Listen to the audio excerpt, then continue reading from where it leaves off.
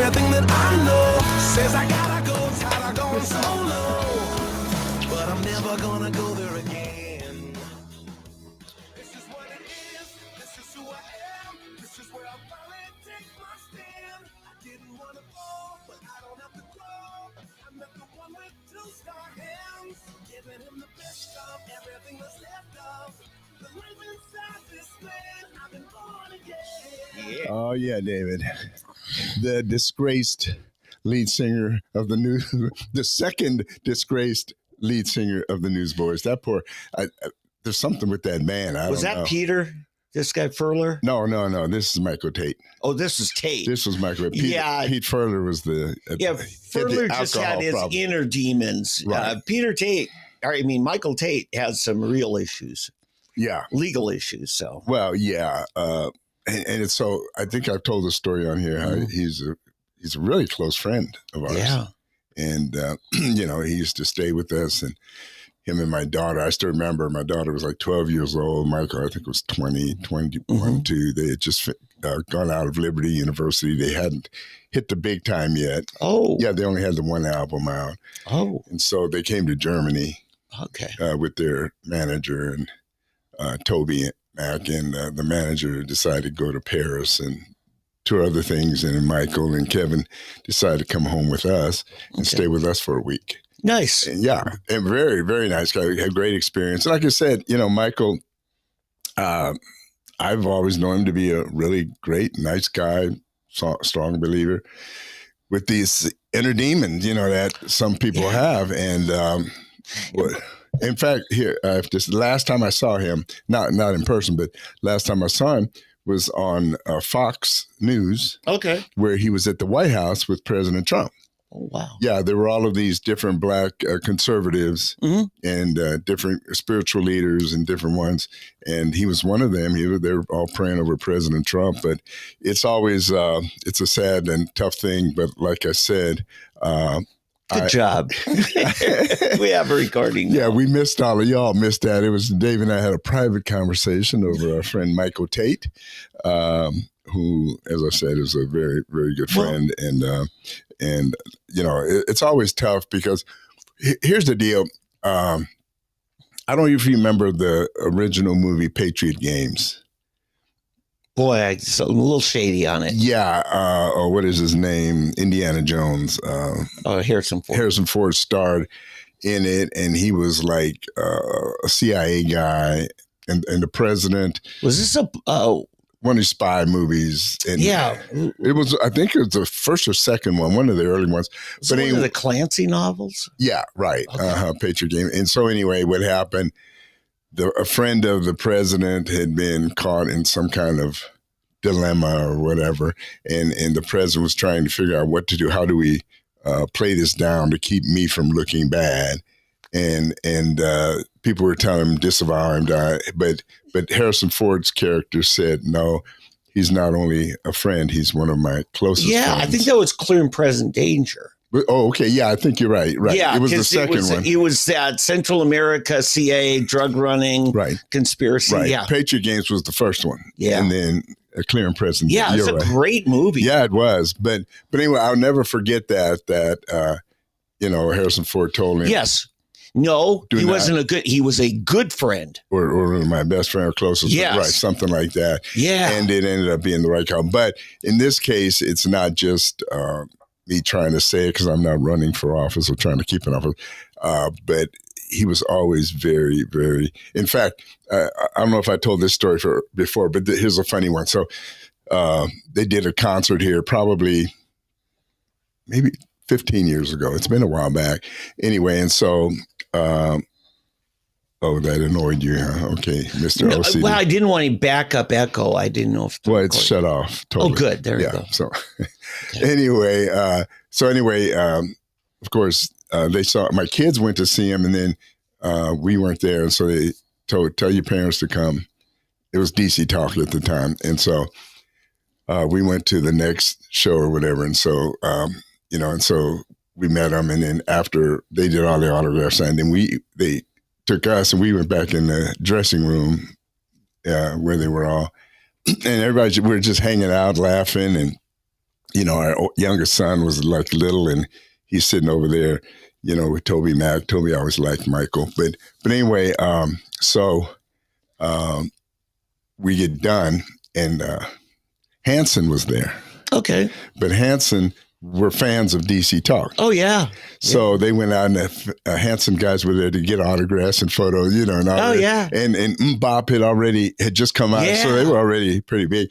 But anyway, so it was funny. So we were going outside. We opened the doors, and there were where their buses were, and they had these railings, security railings, and there were just like hundreds of fans, screaming fans all out there. And we walk out with them, and so we're walking out with the guys, and so Michael Tate says, "Oh, Eddie, hold on." So he runs in and grabs a pad or some paper and a pen, and in front of all his fans, he hands me this thing. He said, "Oh, give me your phone number so I can call." So I'm there signing this thing for Michael Tate. The people are screaming, and I'm sure people are saying, "Who are these people?" As we say in the hood, "Who's this nigga?" Some boomer old black guy. Well, I wasn't that old back then. I wasn't. This was like 10, 15 years ago. Oh, yeah, you weren't that old. No. You were only 60. I was only old. Well, hey, 60 is the new 40, right? There you go. I believe that. Yeah. That's true. So anyway, but I'll never forget. It was just funny. And he was like, here, because they were going on the bus, but so he didn't have much time. But it looked almost like he was desperate to get my. Where was this hat? At the Mabee Center. So it was in town here. Okay. Oh, yeah, it was here at the Mabee Center. Right. And anyway, I was just cracking. I was just laughing while this is going on. When did you first meet Tate? I first met them in Nashville at Gospel Music Association Week, or GMA Week. Early 90s? No, it'd be late 80s. Late 80s? That was late 80s, yeah. Yeah. And so then probably 89, I think. And then I met them. They were walking around a mall there in Nashville, three guys, and I never even heard of them before, but then I heard about them. And so then when I did, I happened to know their manager. Yeah. And their manager, because their manager used to have Pharoah and Pharoah DeGarmo Key. Yeah. And so anyway, I contacted him and to see if we could get him to come over.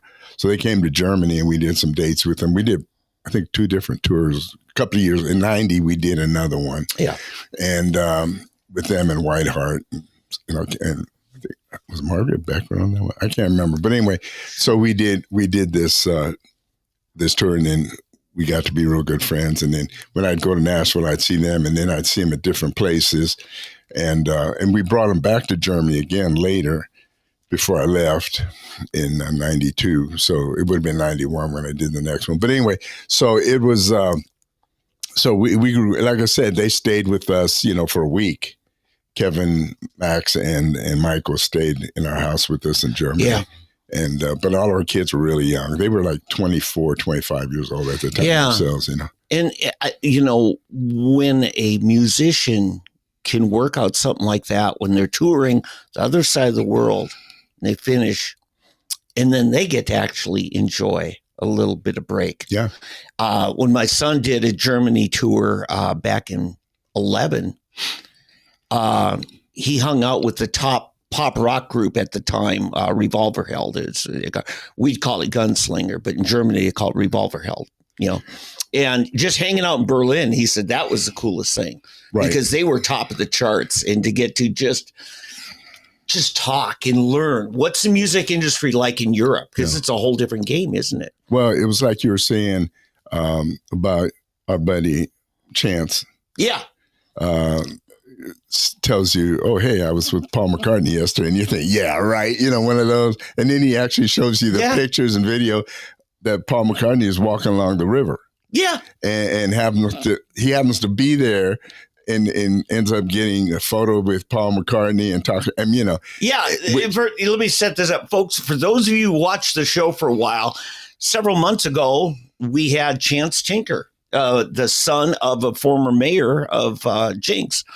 And Chance has been a little different lifestyle. He's been homeless off and on for quite a while.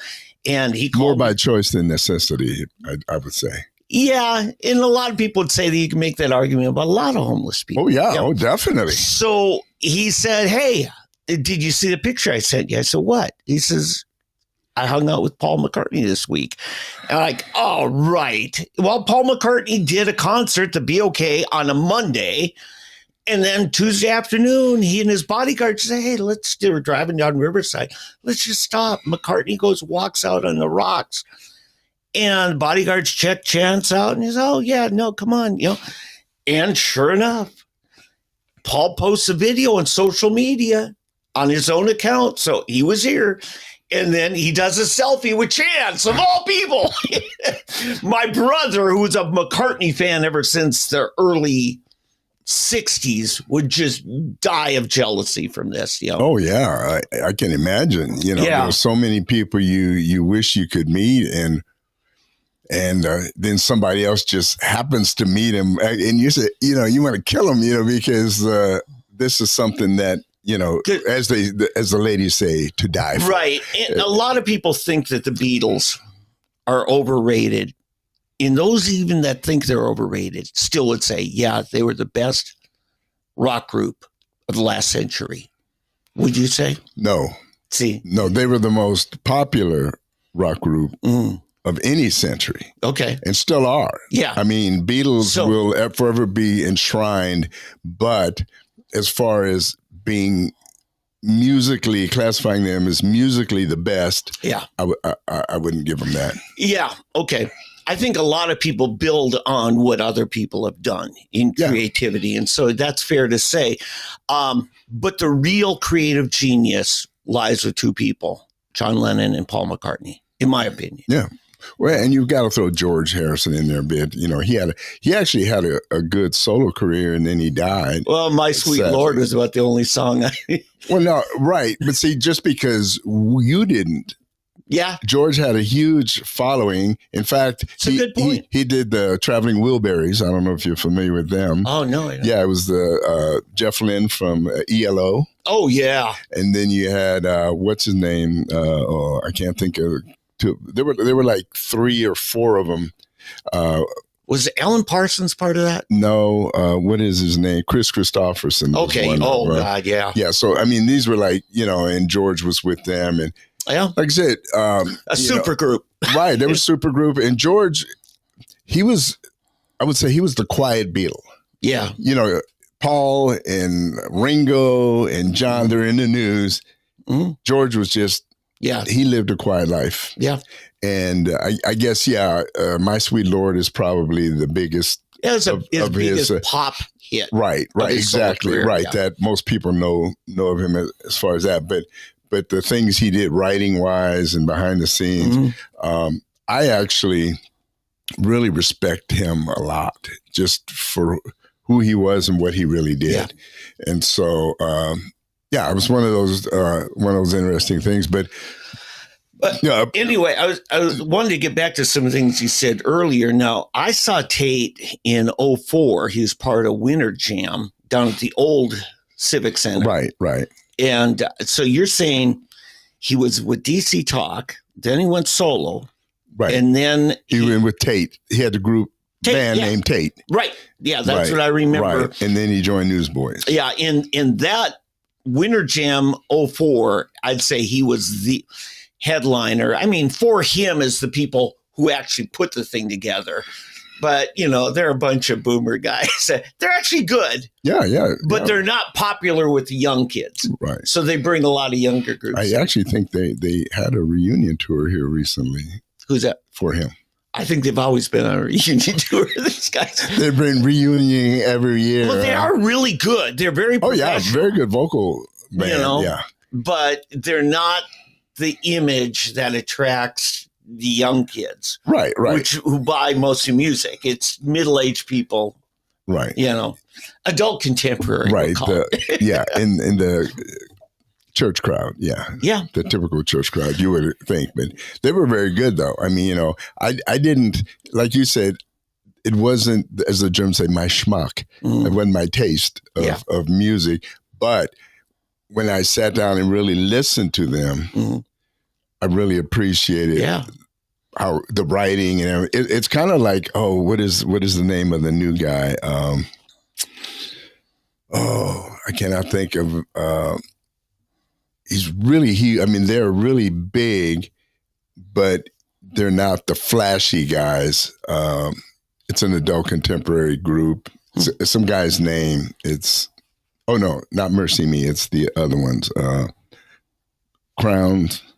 Casting Crowns. Casting Crowns. Yeah. Casting Crowns. There you go. Very similar genre. Right. Stuff, yeah.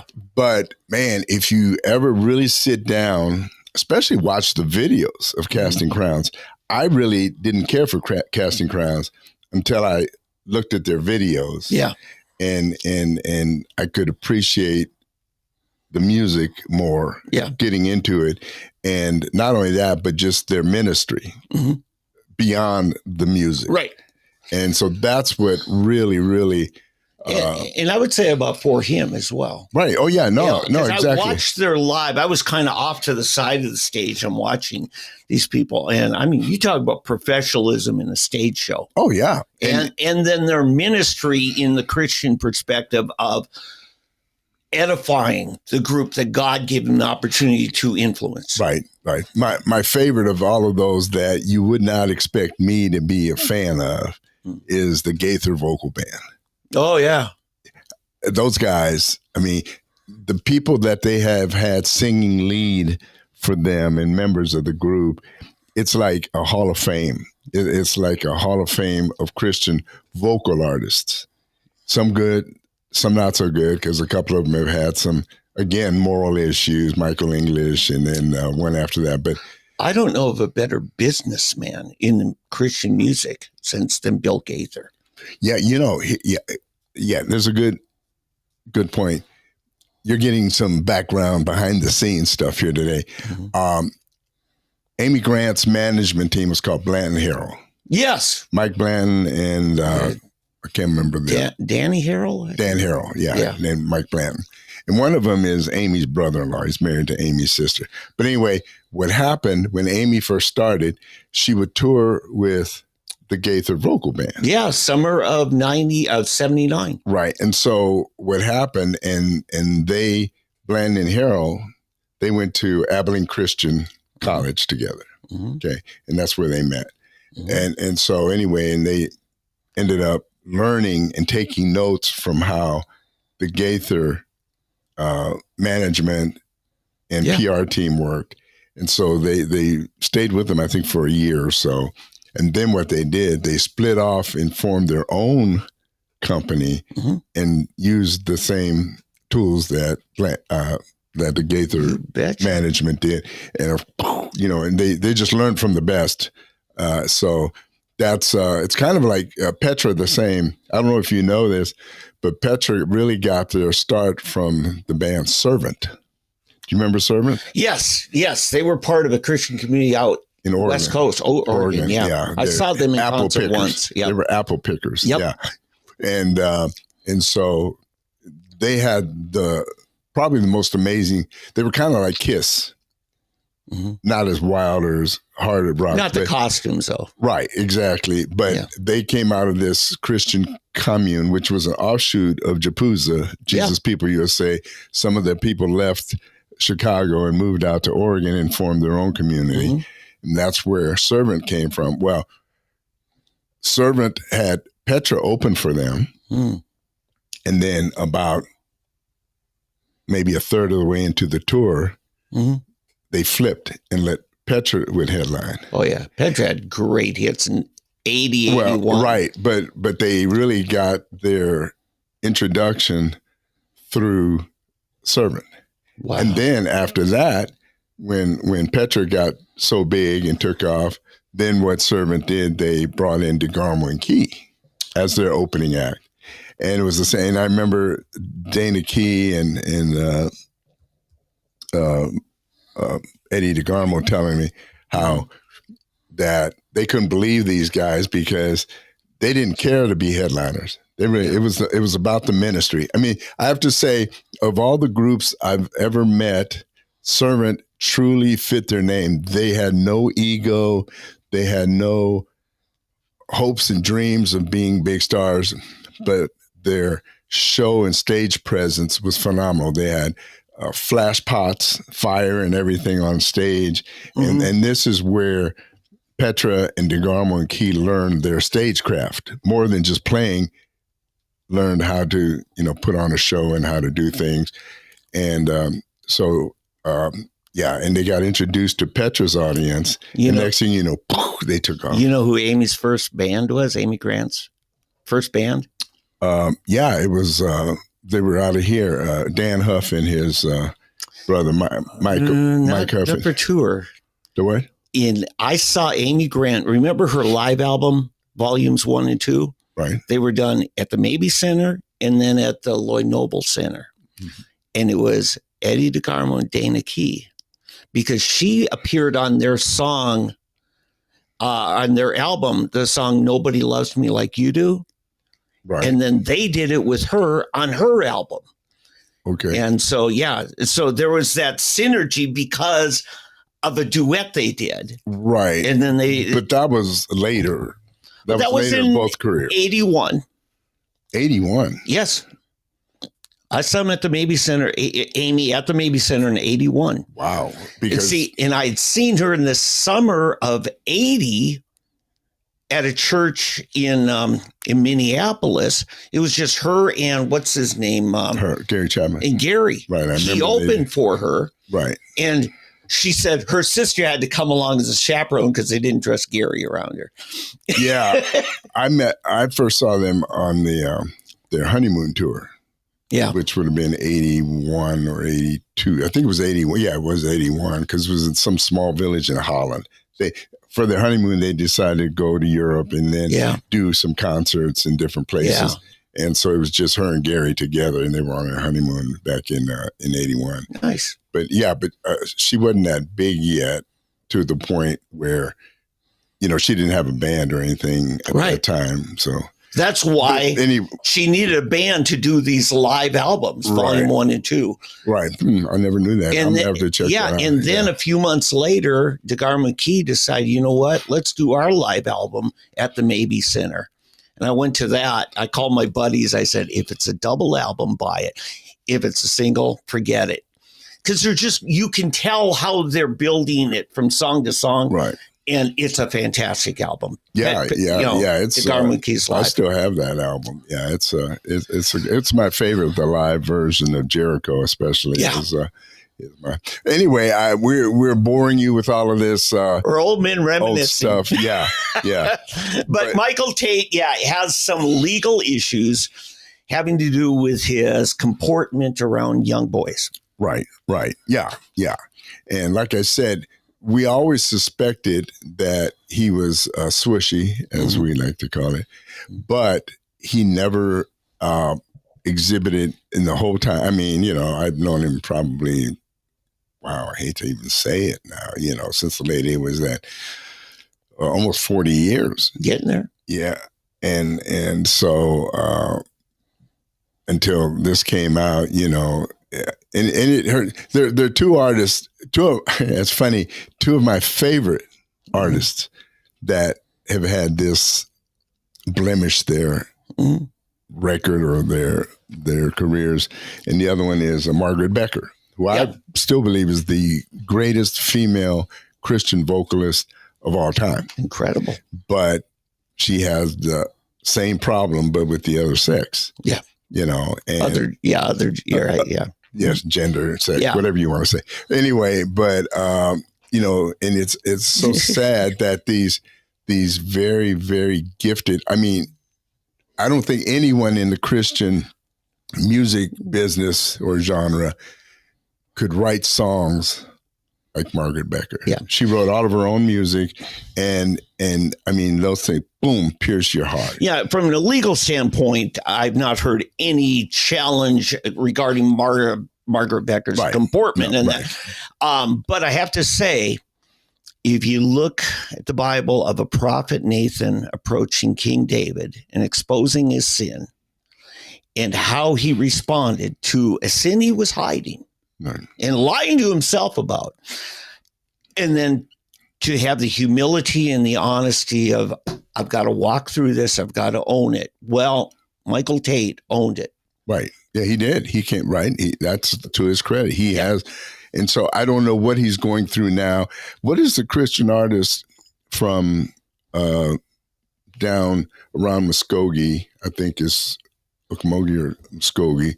About 20 years ago, maybe more. He was a Christian artist, and he was gay. Yeah, but he came out of it. Yeah, I don't recall. And he started coming out against the whole gay lifestyle. Mm-hmm.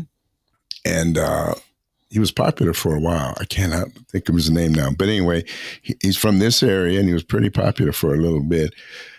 But, you know, the sad thing is that I think I've told y'all about this before. This friend of mine telling me, actually it was Bob Mumford. It was not a friend of mine, just one of my heroes. But Someone anyway, you quote often. Yes, but I'll still never forget about his talking about us singing the song Onward Christian Soldier, and how other armies that when they're wounded come back, they bind the wounds and fix them up. And we as Christians, what do? We finish them off. Yeah. You know, instead of trying to reconcile, heal, and restore, we want to, especially in the Christian music, see, the more popular you are, the worse we are about this. Stone them. You know, it's like all of a sudden, we don't want anything to do with them any longer. And we forget that we have enough sin to send us to hell ourselves. Mm-hmm.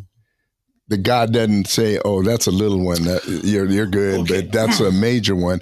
And now, what's major about this is because it's sin against someone else versus just you and your personal sin. Okay, but let me finish my side. And so instead of wanting to reconcile them and heal them, we would rather just reject them. And sometimes at the slightest whim, I've told you a story about Stryper, how Stryper, some of the cleanest, most godly, honest guys I've ever toured with, okay? Mm-hmm. Yet, because one of their guys was having some issue, what do? They went in, and he was single guy, and he liked girls or something, you know. But so what they did, the record companies pulled all of their albums out of the bookstores, essentially disavowed them. Yep. And I'm thinking, are you kidding me? That didn't happen. Oh, and same with Michael English and a few others. But when it came to Amy Grant, even Sandy Patty suffered, I don't know if you want to call it persecution, but some real rejection because of the fact that she was caught, you know, in an adulterous affair. And divorced her husband. Right. And they ended up getting a divorce. But then you've got a couple over here on this side. Yeah. And nothing to see here. Right. That just drove me nuts. It still drives me nuts. Parenting advice here now, Eddie. Okay. As you know, we both raise kids, you know, and we try to do our best. You know, you kind of have to wing it. And as a, you know, member of a church and stuff, you're careful about who the influences on your kid are, right? And you know that Christian musicians are incredibly influential. Now, well, all musicians, but yeah, in the Christian scene, yes. Right. You're trying to, you know, raise up your child in the way they should go, right? Because that's your duty. And you wonder at what point do the admonitions and instructions for church leaders become applicable to Christian artists? Oh, always. I'm not saying we overlook. What I'm saying, you can't pick and choose who you want to have a hard line with and who you, well, yes, it's just natural. Well, I agree with you. We should have one line. Exactly, one line. Consistent. Right. Okay. But it's tough when, take Jennifer Knapp, for instance, another female Christian artist, came out as lesbian. Right. Was pretty defiant about it. Yeah. Oh, yeah. Okay. And she says, you and I don't go to local church, so you don't have a say. And like, well, you know what? You come to town and your promoter's going to try to get all the youth groups in town to go. Right. And that's where the marketing and the business and stuff has to have a confrontation with, okay, train up your child in the way they should go. Right. Oh, no, I agree. I'm not excusing the sin or their behavior. What I'm saying is it needs to be the same across the board. I get that. And someone like Jennifer Knapp or others, in fact, there's a whole gay Christian music industry scene where they play now at gay churches. And so they're still doing their thing. They're just doing it at a subset of the what they would call the church. I don't know if I could call them the church. So no, I'm not talking about that. What I'm saying though is, if somebody comes forth like a Michael Tate, Michael English, what he went through, and so forth, then it's our job to try to restore them. Remember in Corinthians where Paul talks about 2 Corinthians. There's a guy who's sleeping with his mother, and then he says, if they're willing to leave that sin, 2 Corinthians 5, right, church discipline, and then we're supposed to restore them, right? And that's what we don't do enough. We're selective. In fact, I don't even know if there's any restoration or if it's just but Eddie, it follows. Let it go. There is a place for shunning. 2 Corinthians 5. Dave, yeah, we've established that. What I'm saying, when somebody is willing to repent, there you go, and you've dealt with them and you're ministering to them, you shun when they refuse. In other words, Paul says, no, I wanted you to elaborate a little more on that. Well, yeah, I thought I had, but yeah, that's what I'm saying. There is a distinction of those like a Jennifer Knapp who is arrogant or obstinate in their sin. Yeah. It's not my problem. It's your problem. No, it's not our problem, And so what I'm saying is the church,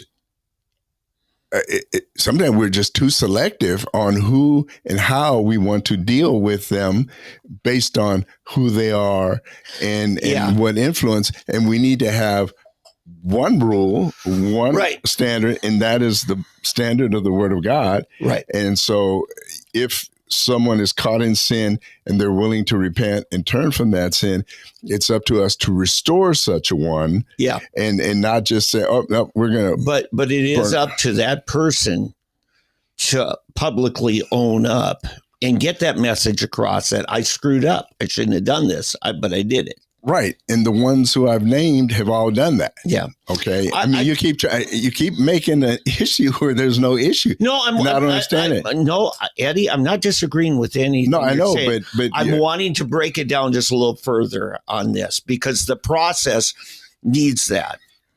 Yeah, but how much are you going to break it down? Repent. Okay. And turn from your sin is as clear as Eddie, anything. I'm saying 5 words for every 50 you're saying here. So no, you're the one who's elaborating. This is what we like to do. So we're doing what you're doing at home. I'm trying to get onto this. Sheila Walsh, when she was on 700 Club, she talked about she's going through a tough time in her marriage, and she kind of spilled the beans that some promoter manager says, well, just divorce him, lay low for a year, then put out an album about God's forgiveness. Yeah. And there's nothing about I screwed up. Right. It's just kind of we're supposed to believe that she's sought repentance because she did an album about it. Right. No, I'm totally with you. And that's why I just want that clarity of owning it. I thought it was pretty clear myself. And it reminds me of in CCM years ago, they were talking about Richard Roberts and Patty. And he told a story about how he went to the, this is not real, but it was kind of an analogy or anecdotal, but about a pastor meeting with his elders and deacons. And he said, man, I don't know what to do. I'm in this horrible marriage with my wife and I don't know what to do. if I can't live with her anymore, it's driving me batty to remain in this situation. Right. But yet, if I divorce her, they'll never forgive me. Well, yeah. And so one of the elders said, just kill her. Yeah, they'll forgive murder. They'll forgive you for killing her. They'll never forgive you for divorcing her. And that's the problem with so many people. And they're driven away when that's a time we need to be finding a way to look at both parties, look at every situation. And sometimes, we're digging into some of the church dynamics, but you'll get a situation where are they a heavy tither? Oh, he went there. Yeah, that's exactly true, Eddie. Or are they going to draw people here to the church? Are we can we overlook this, or is there another way to deal with this? And we can't pick and choose the level at which we want to deal with sin and how we deal with it for this person. And so, like I say, so we sell absolutions. Well, Protestant version of absolutions, right? But so you get somebody like Michael English, Sandy Patty, or Michael Tate today, or somebody who needs to be, as I said, the wounded soldier needs to have his wounds bound and be, and of course you have to deal with the the people that have been injured as well. But at the same time, our first goal should always be repentance and restoration. Yeah, and seek to have that. And if somebody rejects it, then we can't do anything about it. And when they've repented, they deserve all of our forgiveness, all of our restoration, with enthusiasm and humility, as Galatians 6 says, right? But when there's a time for shunning, it's situationally determined, not time determined. You don't say, well, we're going to shun you for a year and then we're going to just pretend it never happened. No, right. It says, look, when they repent, restore them. Right. And so let's take the example, Mike Warnke, Christian comedian. Word had just signed this like couple $1 million investment in him, had a new album coming out. And my friend, who was part of the publication team of Japuza's, was a Cornerstone magazine, he told me, he says, we're getting ready to go big on somebody. And Word trashed Cornerstone first until there was no way that they could defend their investment. Then they got rid of Mike Warnke. Right. Yeah. But they were influenced by money. I'm going to call them on it. Oh, no. That's what I'm saying. That's why the difference in a Sandy Patty and Amy Grant, or Michael English and Amy, or Michael W. Smith, or Michael hadn't been in a situation like that, but at that level. And it's a sad thing that we are respecters of person. Thank you. Which Jesus is not a respecter of persons. Yep. And so, I'll be honest with you. I think those people that have been shunned, but who quietly continue to remain faithful people in the Lord, seeking restoration, get to repent, and live a life pleasing to God. In many cases, I believe those people will end up getting their reward at the end, where the others who haven't won't. And so I know I'm making some tough statements here, but it's just it's a sad thing in a way. I also want to make a distinction here between forgiveness and restoration and trust in the form of leadership and influence. When years ago, Debbie and I started going to a new church in town called Church on the Move. It was one service. It was a very small church at the time, or considerably. Anyway, later, Willie George had to develop processes for things because they were heavily involved in having volunteers, because they're huge in kids ministry.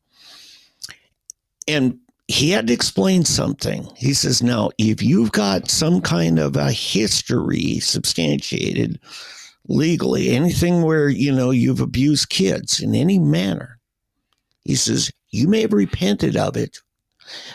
I believe God has forgiven you and God has restored you and everything, but we're not going to trust you with our kids. Right. Because we have to believe until we're proven otherwise that that's a weakness. And we should not subject you to that kind of conditions. Yeah, that leads me to another thing about, it's probably 10 years, man, time's flying. About 10 years ago, I remember on Facebook, somebody postulated a situation that you're one of the greeters at your church and a couple of lesbians come to church and they're holding hands. And, they want to sit there, showing ODA, open display of affection or whatever. What do you do? To me, it was a simple thing. Boom, you're gone. If you want to come in here, you can come in here as two young ladies, carry yourself as young ladies. It bugs me if I'm in church and I see like a teenage couple or younger. I've been separated from my girlfriend by the guy behind me with 3 kids. He's like, that's enough. We're at church. Why are you here? Sometimes I think, the guy and his girl it's the only place they can hook up, all week because their parents or whatever won't let them out of the house. So they want to snuggle. Maybe for good reason. Snuggle and cuddle, and this is not the place for that. This is the place you're supposed to show your affection and love and devotion to the Lord.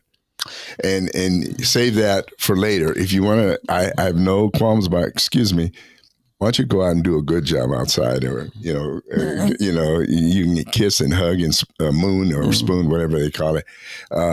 You moon, you moon each other. Sorry, that was a slip there. But anyway, not here. This is not the time or the opportunity.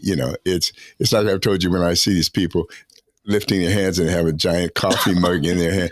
I wanted to come in with a bottle of vodka in my hand.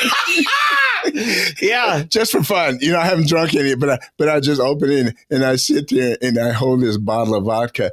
And it sounds stupid and crazy, but why?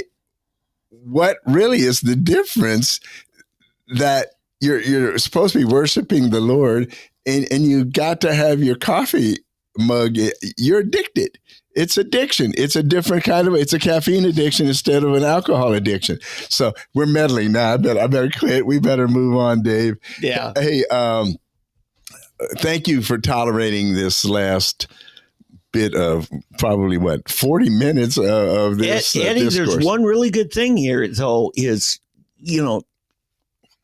what kind of influences do you allow for your kids? That is an important issue. Yeah, it is. And I'm glad that we discussed it.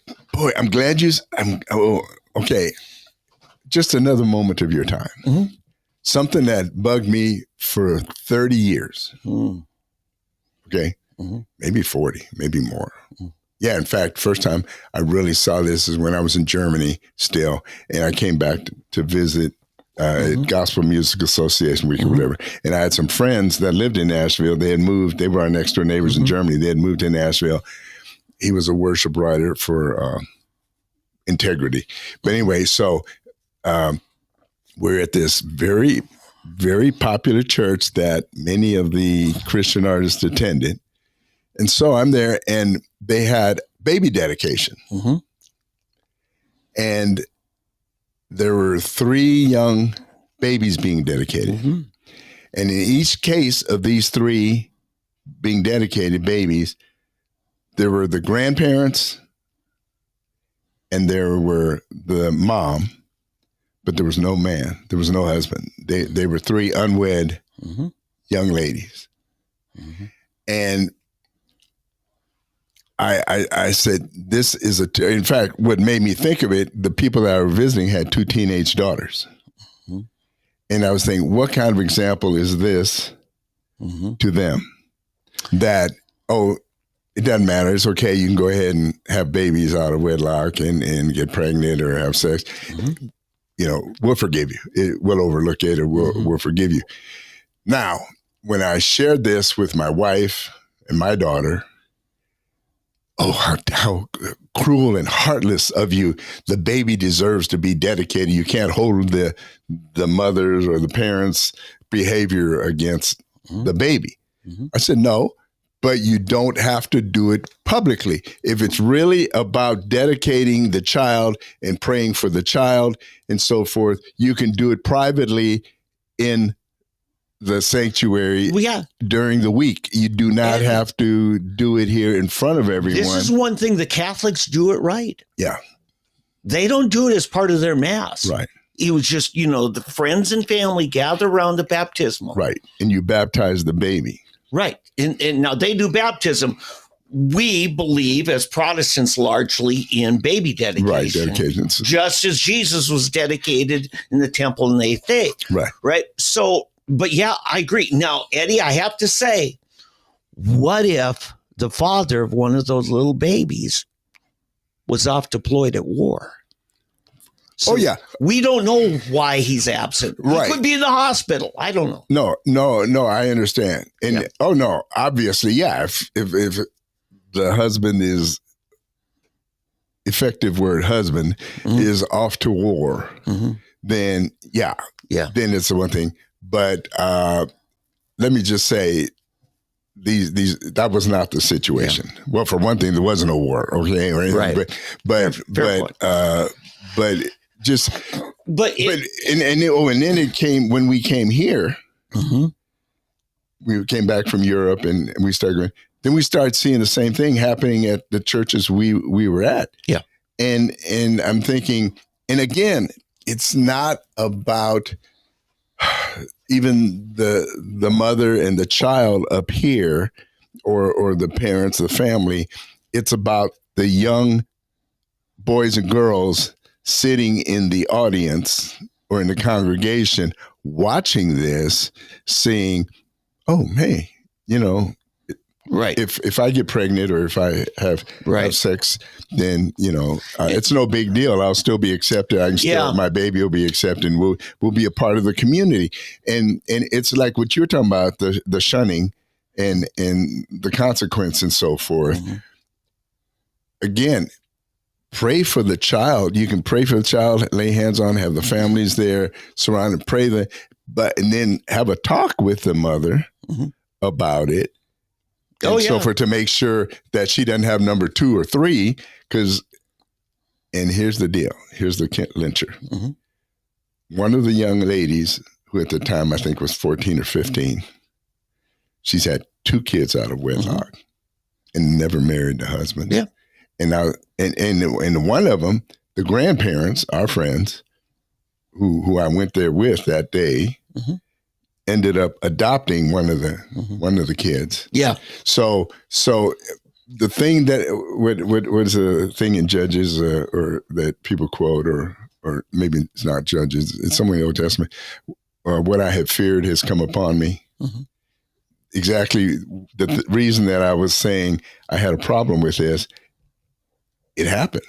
It exactly one of these 2 young girls that was in the congregation watching this ends up having the same thing happen to her. Yeah. And I suspect our friends, we weren't there at that time, but took her and her child to have it dedicated. Yeah. And then there were some more young girls out there watching this and thinking, oh, it's not so bad. Yeah. When my son was part of a youth group here in town, my oldest son. And I remember during the month of February, they separate the boys from the girls. And that whole month is about sex and dating, relationships, all that. And the youth pastor took the boys in one room with some of us men volunteers, and then youth pastor's wife, a bunch of ladies. And I'm listening to these guys talk to them. And every one of those male youth leaders admitted that they screwed up in the area of sexual purity. And it was just about to wrap up. And I thought, these kids are being told you can do it, but none of us did it. Right. And they or need we could do it. None of you can. What? Yeah, You're talking about the I'm talking about leaders. living right. Right. If you can save yourself till marriage, Oh, I see what you're saying. Yeah. but none of your adult youth leaders who are considered to be the most qualified to be an impression in your life are all telling you they're a failure in that area or have been. So I spoke up and I said, you guys need to know you can do it. I did it right. My wife did it right. And here's why we have so many more benefits. We saved ourselves mutually and exclusively for each other. There wasn't somebody who came before us, so there won't be someone who comes during or after. Right. Right.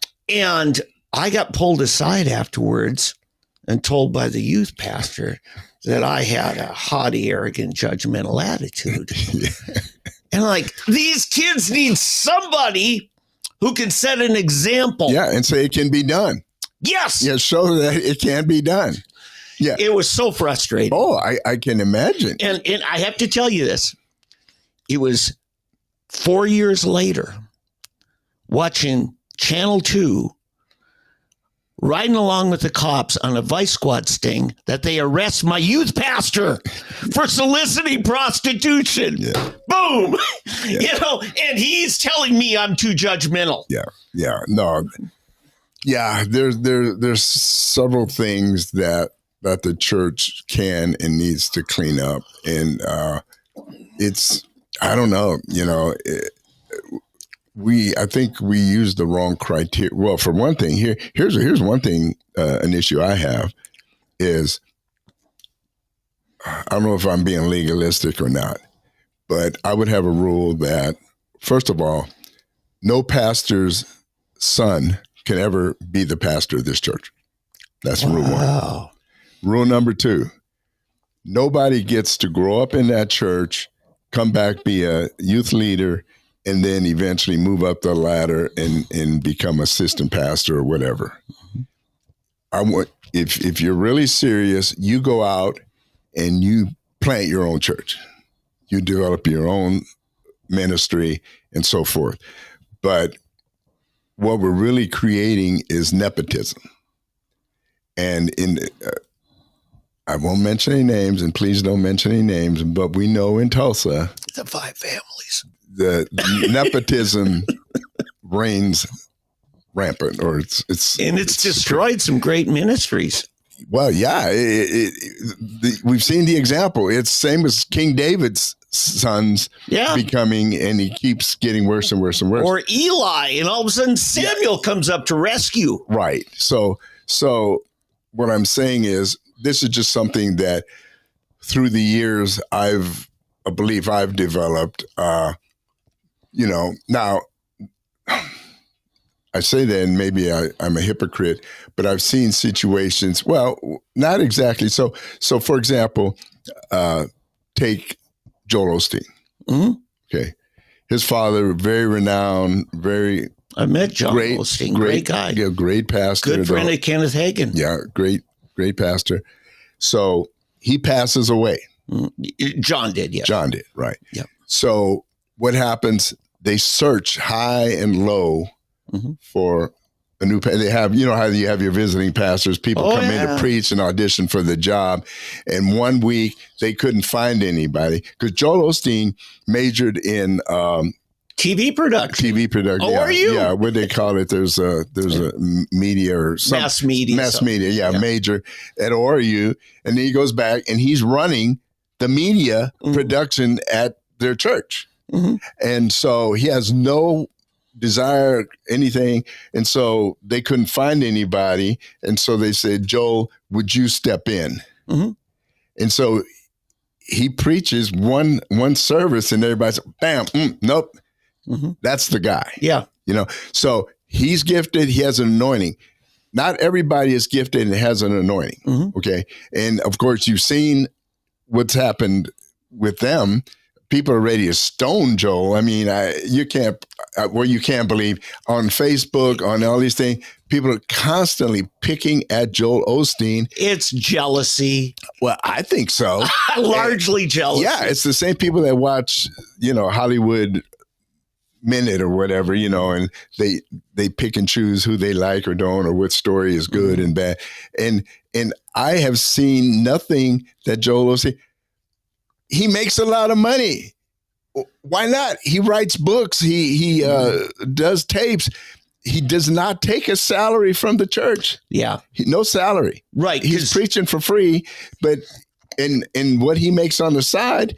So, are you telling me when your pastor goes and preaches at another church, he's not getting paid? The guy you revere and think so highly of, and he guest preaches somewhere he's not getting paid. I would guarantee you he's getting paid to come in. And a lot of times it's kind of a racket. We called it a love offering, brother. Well, this love offering, what's funny about it is I go to your church and get a love offering. You come to my church and get a love offering. And so basically we're doing this stuff and quit being so hypocritical, being so foolish. It's the giftings and callings of the individual. If the person is gifted and anointed and it's their time and it just works out, do it.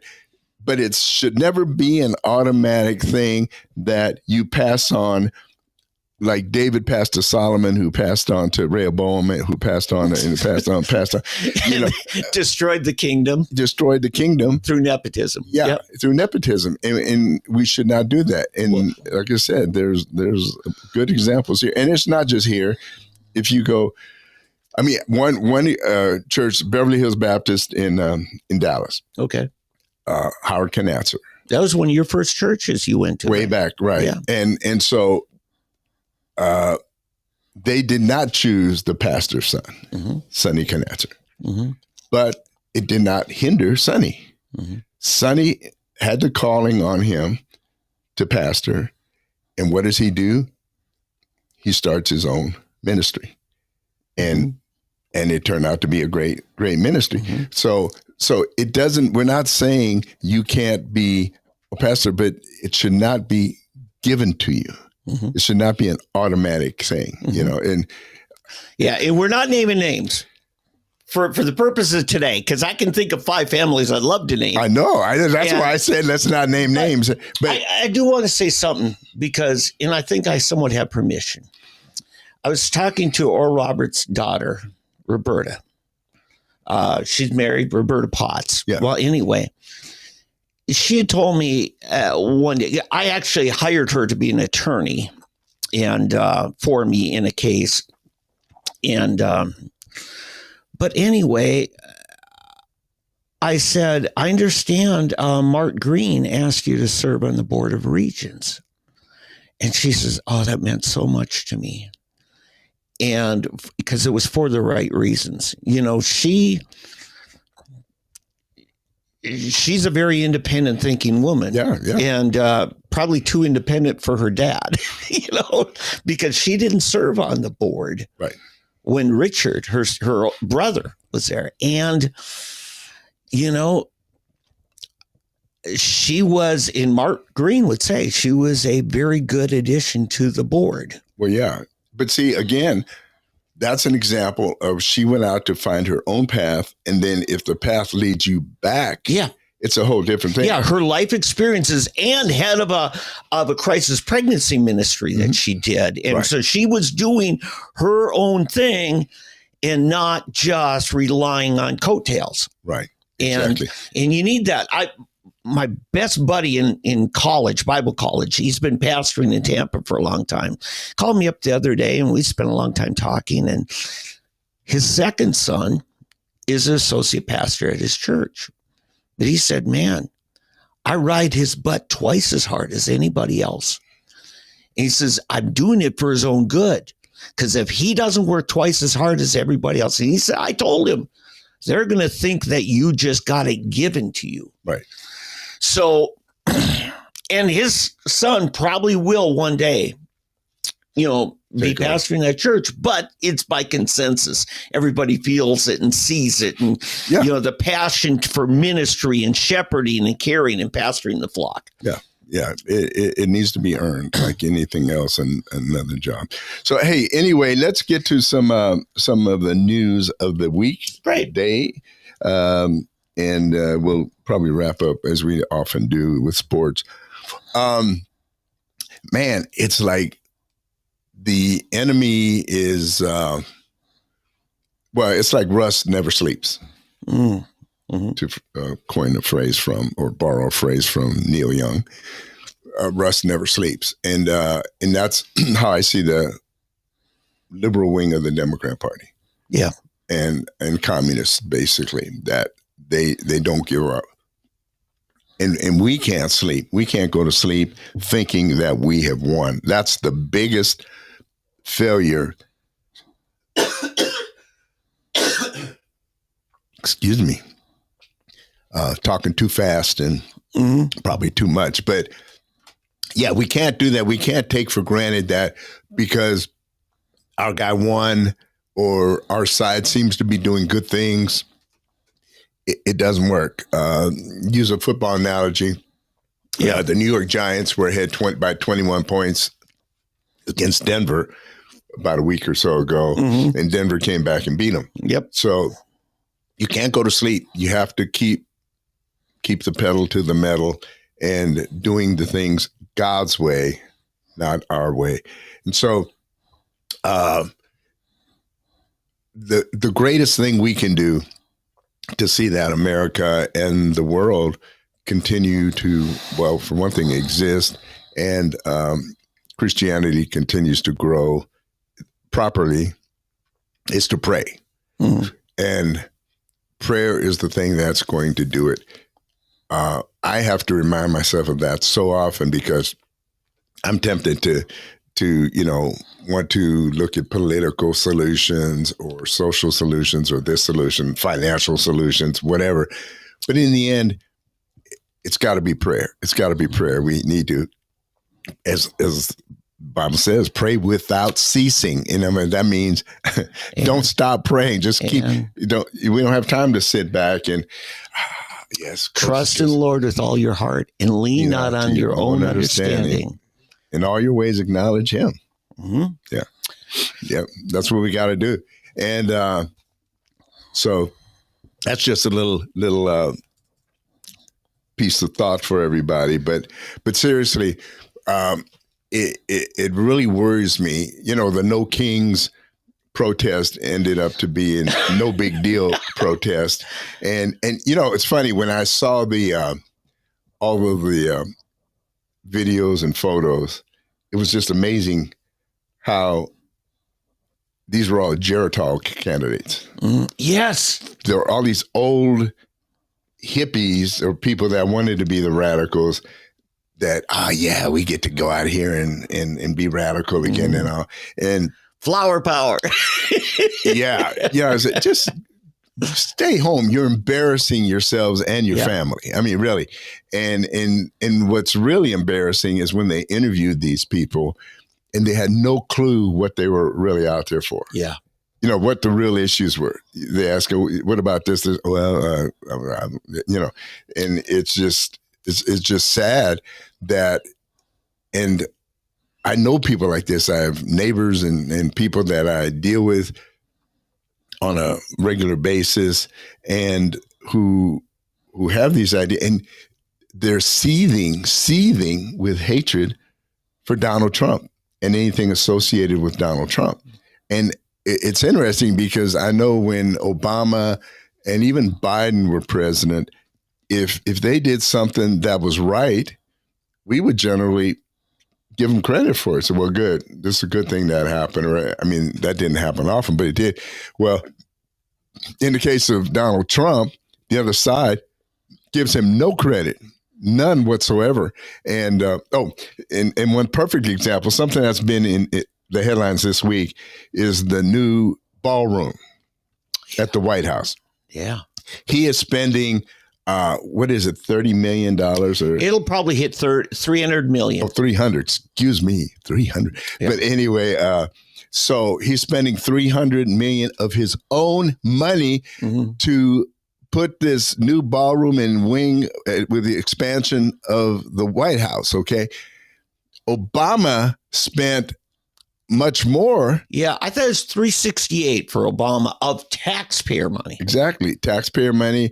And if you go historically, almost every other president has done some type of, there used to be a swimming pool. They put a bowling alley over it and did this thing to the East Wing, to the West Wing, and not a peep. Donald Trump wants to improve the White House. Oh, no, he can't do that, even though it's his own money. Well, the Historical Commission hasn't approved it. Whoever this Historical Commission Yeah, nobody's ever heard. Yeah. We've got entities we've never heard of. Yeah. No, it's ridiculous. And Harry Truman literally moved out, lived at the Blair House for a couple of years while they completely took it apart internally and rebuilt it from the inside out with the same limestone or marble shell. Yeah, it's one of my favorite presidents, Harry Truman, most underrated president in the history of the and nation.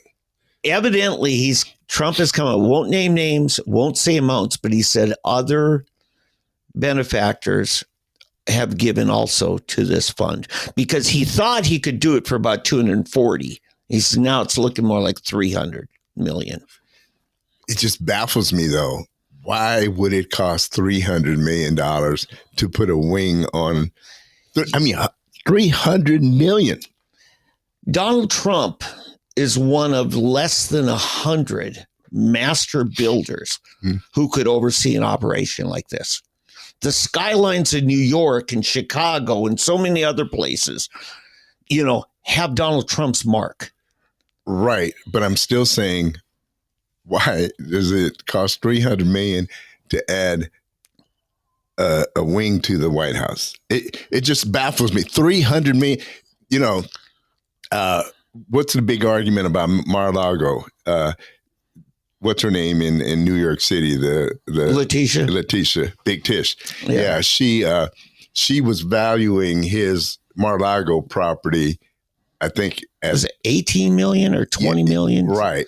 Something ridiculously low. So we know, but all of Mar-a-Lago, I think, is probably worth like $500 million or something. But just to add a wing to the White House, I'm trying to think, what are they building it from? Gold? Yeah, well, stone, marble. No, listen, Trump, he could do it for half the price, but it'd be a pole barn. I mean, it just, you want something that's at least as good and stately and quality and prominent as what the existing is. Yeah. Oh, no, I agree. It just seems 300 million just seems like a lot of money. It is. But here's the other thing. Here's what's funny to me. I would guarantee you that once he's done, and then the next Democrat administration comes in, they're going to try to ruin it. They'll either remodel it or tear it down, or they'll figure out some way to blemish that addition to the White House. Well, AOC, if she becomes president, will make it into a homeless shelter. Soup kitchen. No, I don't know. Maybe Ma'am Donnie will do it. But yeah, it's a crazy deal. Yeah, I mean, but the grousing these people are doing about this, the fact that he wants to leave his mark on the White House and through his own money, his own funding, build this new ballroom because the one they have is too small to have all of the guests that they, international dignitaries and people to come. Yeah. And it's needed. It's a needed change. And yet, because he's doing it, they're just losing their mind. Charlie Kirk received posthumously the Presidential Medal of Freedom, and the East Room was not big enough. And thank God Trump put in a limestone courtyard where what was the Rose Garden. It now is at least has a pavement of stones. And that's where they held that. It was fantastic. So now, if the weather permits, they have something bigger than the East Room, but it's open air. Right. And so, yeah, we just, to me, it makes perfect sense. Sure it does. And to people without an agenda, it makes perfect sense. Yeah. And you just got these bitter old biddies, as I call them, that hate Donald Trump so much that anything he does, anything, he could stop rain on a cloudy day, on a dismal day, and they would find a reason why he shouldn't do it. Right. And remember, Hillary and Bill stole a bunch of things out of the White House and had to return them. And I don't know why they didn't face federal charges. Yeah. I mean, because you're stealing, artifacts. You're stealing, historical things. Yeah. Yeah, it's just crazy. I want to say something, Eddie. For me to bring up this topic, I almost got to ask you to tap into some of your family history. Your mother, who I only met briefly before she died, she was a child during the Adolf Hitler's Third Reich. And I'm interested to know the true history of the brown shirts, because I don't think at the time Adolf Hitler wanted to admit they were part of his regime, but we all knew they were the thugs doing the bidding. And that's the closest thing I can compare Antifa to. And nobody's been able to crack yet, at least openly say, here's how the structure works. It leads me to believe, and I'm going to throw out a conspiracy theory, are they in fact part of the secret deep state of our federal government? So deep that Pam Bondi and Kash Patel have not cracked into that one. No, I don't think so. But you've heard the term shadow government. Okay. And I believe we do have a shadow government, which is composed more of business interests and certain families that fund these things. Of course, the first name that comes to your mind is Soros, the Soros family. You've got, of course, and I would say even on the Republican side, if they're still Republican, the Rockefellers with their money and different, the elite, the people with so much money, the Kennedys to a large extent, but it's families that have so much money that it's impossible to lose it. When Ronald Reagan was first entering politics, he was up against 3 names. Now, remember, he tied himself to Barry Goldwater. And the 3 big enemies of Goldwater was Nelson Rockefeller, George Romney, and Prescott Bush. And those 3 families, Rockefellers, Romneys, and Bushes, have been the rhinos for decades. And still today, we're dealing with vestiges of it. Yeah, and they're still not the real big dogs. Rockefellers, I would say, are among it because that's that, kiss my butt money. And we have those, the DuPonts. Pete DuPont. Kellogg's. Yeah. What's the Steel? Carnegie. And there's these wealthy families that have so much power behind the scenes that we don't see it. And then you've got your more prominent names like Soros, Peter and the progressive family that own Progressive, and of course the Kennedys. This is newer money. This is not old money. The real old money is the stuff that, honestly, the interest they make daily is more than half of America makes in 10 years.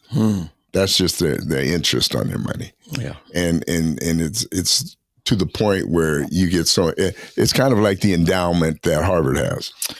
Yeah. What is it? $40 billion, I think, is their endowment. There's no way, even if they put it into a simple savings account, there's no way they could spend it if every student that went to Harvard went free. And because the compounding is just too big. And so we have these families, and we don't talk about it enough. Yeah. And I'm sure they get together every so often and discuss. And I don't think it's just nationally. I think it's an international consortium. Yeah, I look at it like the World Economic Forum. Right. Klaus Schwab and that bunch. Right. But I don't even think Klaus Schwab is not one of the real players. He's the face and he's the mouthpiece. I think he's a networking guy. Well, no, but see, what I think it is, these people don't want to be seen. Yeah. Or known. Right. So they pick someone to put out there as their face. Yep. Klaus Schwab and happens they to be. own that person. Right. Exactly. Yeah. So, now, I don't know if it's good or bad. Time will tell, but you have your Mark Zuckerbergs, you have the people that own NVIDIA, some of these, the Yahoo, and what's the other Google right people. And so some of these guys are coming up, and if they wake up to the fact that we cannot continue to see the country go in a certain direction, because you see the wealthy, to them, it's not about race. Mm-hmm. It's not about nationality or background. It's about class. Mm. And this is something I wrote a paper 30 years ago. And I used to, when I gave live speeches or whatever with speak engagement, I always like to point this out. These people do not care about race, sex, national origin, or whatever. Mm-hmm. It's about power. Mm-hmm. And so what they have figured out, it's bottom line, it's a class struggle. Mm-hmm. Okay. And so what they have figured out is the best and easiest way to keep your kids from competing against mine is to convince you that they can't. Yeah, you covered that in your book, Y'all Have Sinned. I read that recently. Right. Again. And so if I can convince you that your kids can't compete mm-hmm. on one hand, but on the other hand, I say, Dave, don't worry about it. Yeah. I'll take care of you. Yeah. So I start giving you, a living subsistence. Yep. You're never going to get rich because I can't have you being rich because mm-hmm. then you may want to mm-hmm. take away from my kid. Yes. So I'm going to give you a subsistence level. A guaranteed minimum income. Yeah. Yeah. Yeah. Whether you work or not. I don't care if you work or not. We'll make sure that we'll find some social program to, feed you, clothe you, give you medical care, basic education. But everything the slaves had on the plantation. Oh, that's a good one. Yeah.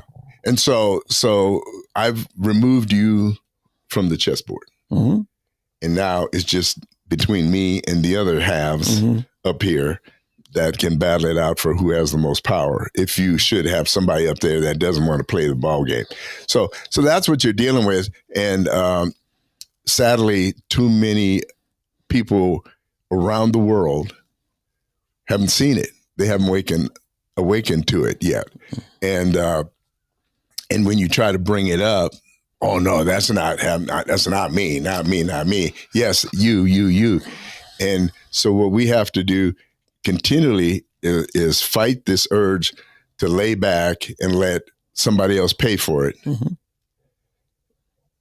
while I just coast while these people over here are working their butts off. Yeah. And you end up with a Zuckerberg that comes from not necessarily rich family, Palmer Luckey, the people who won't take that Yep. They said, I'm not doing that. I'm going to make my own, and I'm going to reach that level. Mm-hmm. Our tax code is set up that way. I mean, I don't know. This is something I wrote about, and I would love to see change. Yeah, for sure. That would be.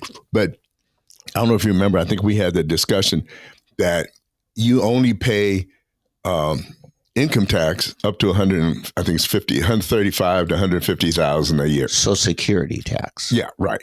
Okay. Right. I'm sorry. Yeah, right. And so if I make 150,000 a year, Mm-hmm. then I'm going to pay whatever, I think it's 7.5% or something like that. Unless you're self-employed, then it's double that. Well, right, exactly. But so if you make 150, it's 15% of whatever you made. Yeah. But if you make $1 million, now you got investment. now it's just 1.5% of your instead of 15%, it's 1.5. Now we go up to 10 million. What is it? It's 0.15%. Well, you're keeping the riffraff from being able to participate in Wall Street. Well, yeah. Oh, yeah, I know. But that's because what would go into an investment fund is going into Social Security and getting IOUs for it. Exactly. And so what that would, it creates a level, because just imagine, okay, if I had $15,000 a year, mm-hmm. instead of sending it to Uncle Sam, I take it and I put it in my own retirement account. Mm-hmm. $15,000 a year. In 10 years, it's $150,000, which is compounding, but no, we don't want that, because we would rather pay you 2% on your money every year when you give us that 15%, and you'll never see it again. Yeah. But it's just a sad, it's a sad thing what we've accepted, and without even realizing or dealing with it. But that's how the rich, somebody told me one time, I heard it used to be $5,000 was the entry level to create wealth. Mm-hmm. And that's probably 15 years ago. Now it's probably $15,000 to $20,000 to really start letting your money compound and grow at a rate where you're going to become financially independent. Right. So, it's on purpose. It's on purpose. Yeah. So what we've done, we've created a new royalty, because the people in government, mm-hmm. I remember, I don't know if we talked about it, but there were certain people that ran for office mm-hmm. in the state of Oklahoma. And one of them had a student loan debt of $185,000. Mm-hmm. And the opponent between him and his wife had an $800,000 student loan debt. Mm-hmm. Well, my thinking is, are you going because you want to serve, or you're wanting to get rid of your student loan debt? And I have to say, I don't care how good or what a part of your thinking is, I'm going to get rid of my student loan debt because of this, or whatever debt it might be. And we have too many people who are driven by this kind of thinking, that I'm going to Washington to make my good friend. We talk about it all the time, Mark Wayne Mullen. Mm-hmm. I'm not saying there's nothing, let me be clear. There's nothing illegal. There's nothing devious about this. Okay. But say Mark Wayne Mullen, I think when he went and he sold most of his business, I think he had $15 million is what he was worth. He had to divest. His net, well, since he's divested, his net worth has grown to $35 million. So how do you make $25 million on $175,000 a year salary? Right? I think it's $175,000. Well, he had wealth before he went. Well, no, what I'm saying, but that wealth was like $15 million. It's 35 now. Yeah. So I'm sure it was all legal and above board. In 13 years, there are people who are able to double their money. Especially in Washington. It's just Barack Obama, when he first got elected, well, actually, I'm going to go back to Chicago, okay? when they first picked him to run for the House, his net worth was $175,000. His wife worked for a bank. And, That's a starter home. Right. Yep. Especially in Chicago. Yeah. Yeah. When he, by the time he went into the State House, I think for a couple of years or whatever, when he came out of there, he went into the Senate. After his Senate run, he was worth $1.2 million 2 years later. Now, when he got out of the White House after 8 years, $12 million. Yep. Now, since then, it's over $100 million. Yeah. Now, you tell me, when you're not working, how you make that kind of money. Well, immediately after Ronald Reagan left office, his first speaking engagement was in Tokyo. One speech, $1 million. Yeah. You know, that's not illegal. That's theoretically, it could be money laundering. Right. Well, and then half of that is supposed to go to taxes, state and local, because he was living in California, especially with their draconian. If that's where his residence is, right? Yeah. So, but it just shows why you have the type of people, so many of them, in Washington that you do, especially on the other side. Yeah. What I want to do, going back to what you said about the Rockefellers, this has come out and it's pretty undisputed that one of the people that the Rockefellers and J.P. Morgan feared, David Rockefeller and J.P. Morgan feared this young politician named Teddy Roosevelt. And they said, we've got to steer him someplace to where he's not effective. So they said, let's make him MacArthur's vice president. That's where people go to die, is become vice president. And then MacArthur gets shot. And Teddy becomes president. Right. Because you think Teddy had him shot? No. I'm just kidding. No. But the thing is, it was all of a sudden their biggest nightmare for J.P. Morgan and David Rockefeller. Because remember, they were all about suppressing the working class, and that was become the new slavery, right, in the industrial states especially. And remember, Henry Ford, I mean, he would sink Pinkertons to bust up strikes, and they beat the snot out of Carnegie strikers. Yeah. Well, Carnegie bailed out, remember. J.P. Morgan bought out Carnegie, and Carnegie used it to build libraries and auditoriums and stuff. But yeah, they're not hurting. But then you had this thing that they called, federal income tax, and it was supposed to only apply to multimillionaires, people who made $1 million or more in a given year. And it wasn't supposed to be a tax on the common person. Right. So when 20 years later, all of a sudden, here comes the second cousin of Teddy, it's, the Democrat. Yeah. Franklin Roosevelt, he starts this thing called Social Security. Now, for the common man, there was they paid sales tax and there was state taxes, but there was no federal tax. So the first real federal tax anybody had was this Social Security pension thing that wasn't a tax. Don't call it a tax. Of course, it's a government-run savings account. It's a savings account with an insurance policy on it, right? A disability and death policy included in that. So it made sense in that context to just tax their first so much, just so everybody had a little something of a pension plan. We weren't going to make you do anything risky. We weren't going to make you do anything exorbitant. But the unintended consequence, Eddie, is exactly what you said. It kept those people from investing in Wall Street because that 10% they might have saved to invest now went into their Social Security payments.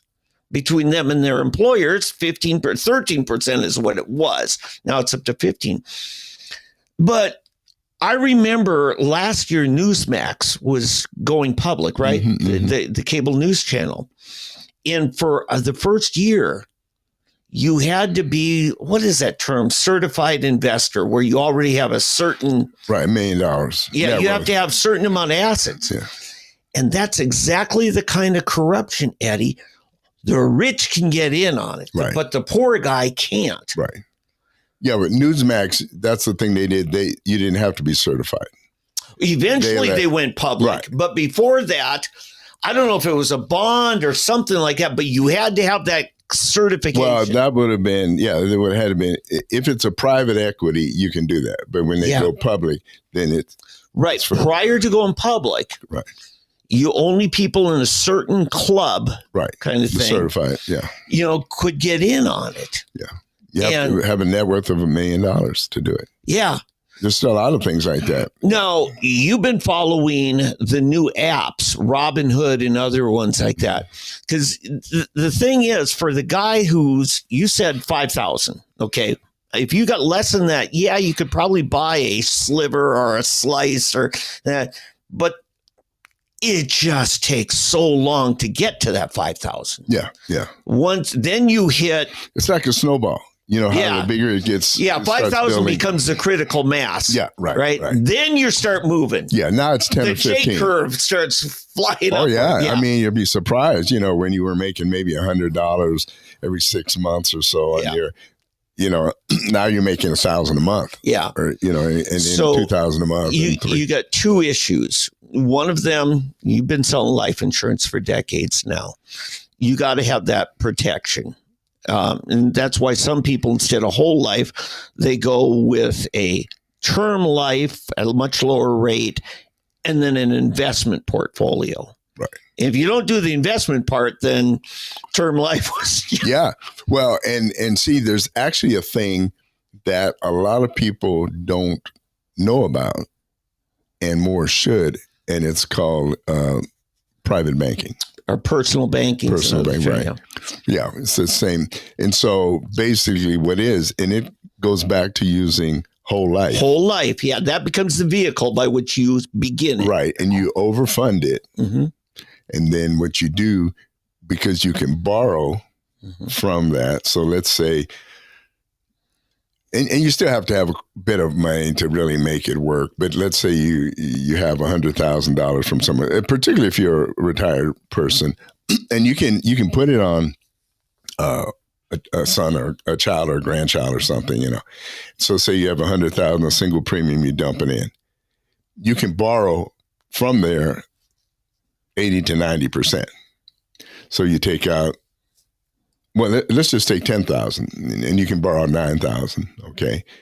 So then now what you're doing, they have a situation in these life policies where they pay interest.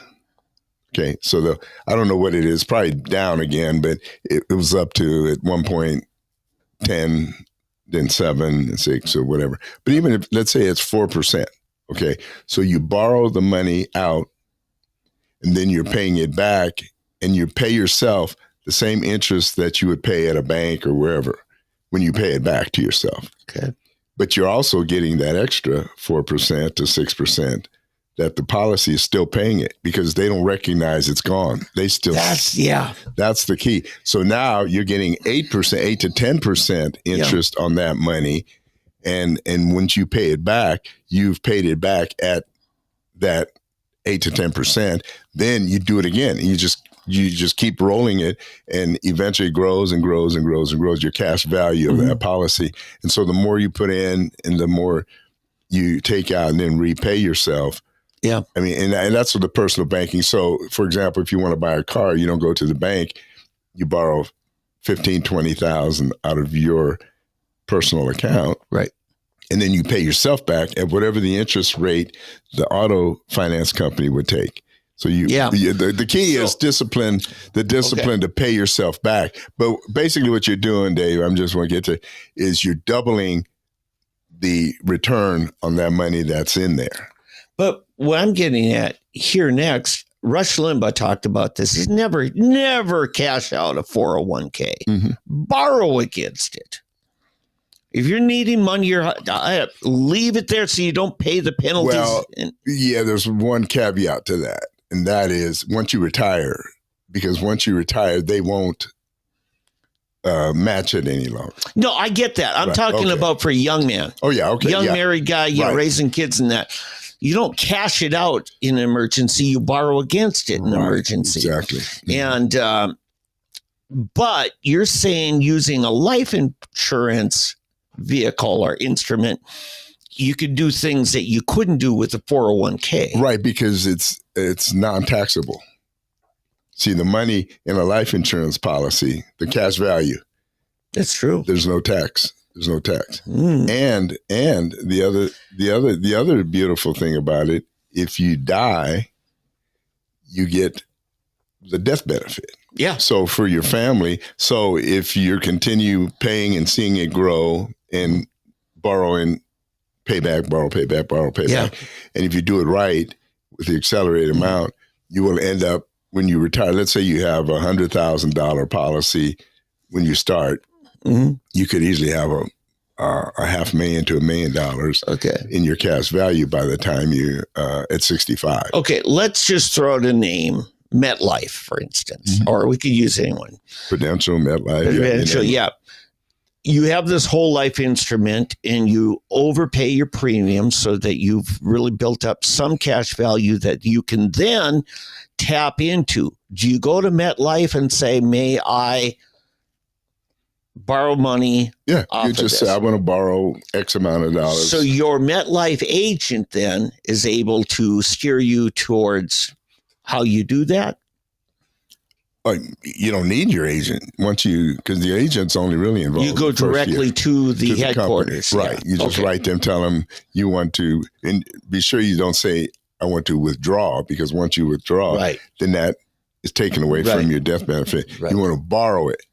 So now you're borrowing it and you're Okay. paying it back. Okay, so now MetLife is somewhat acting like a bank, Yeah. borrowing money, but instead of borrowing from their money, you're borrowing from your money. Right. And that money you take out and use and whatever grows, you don't pay any taxes on it. Right. So the more years you have your whole life policy and you're building equity, that's just more money you can tap into. Yeah. Apparently, now, from what I understand, Ray Kroc, the founder of McDonald's, Yeah.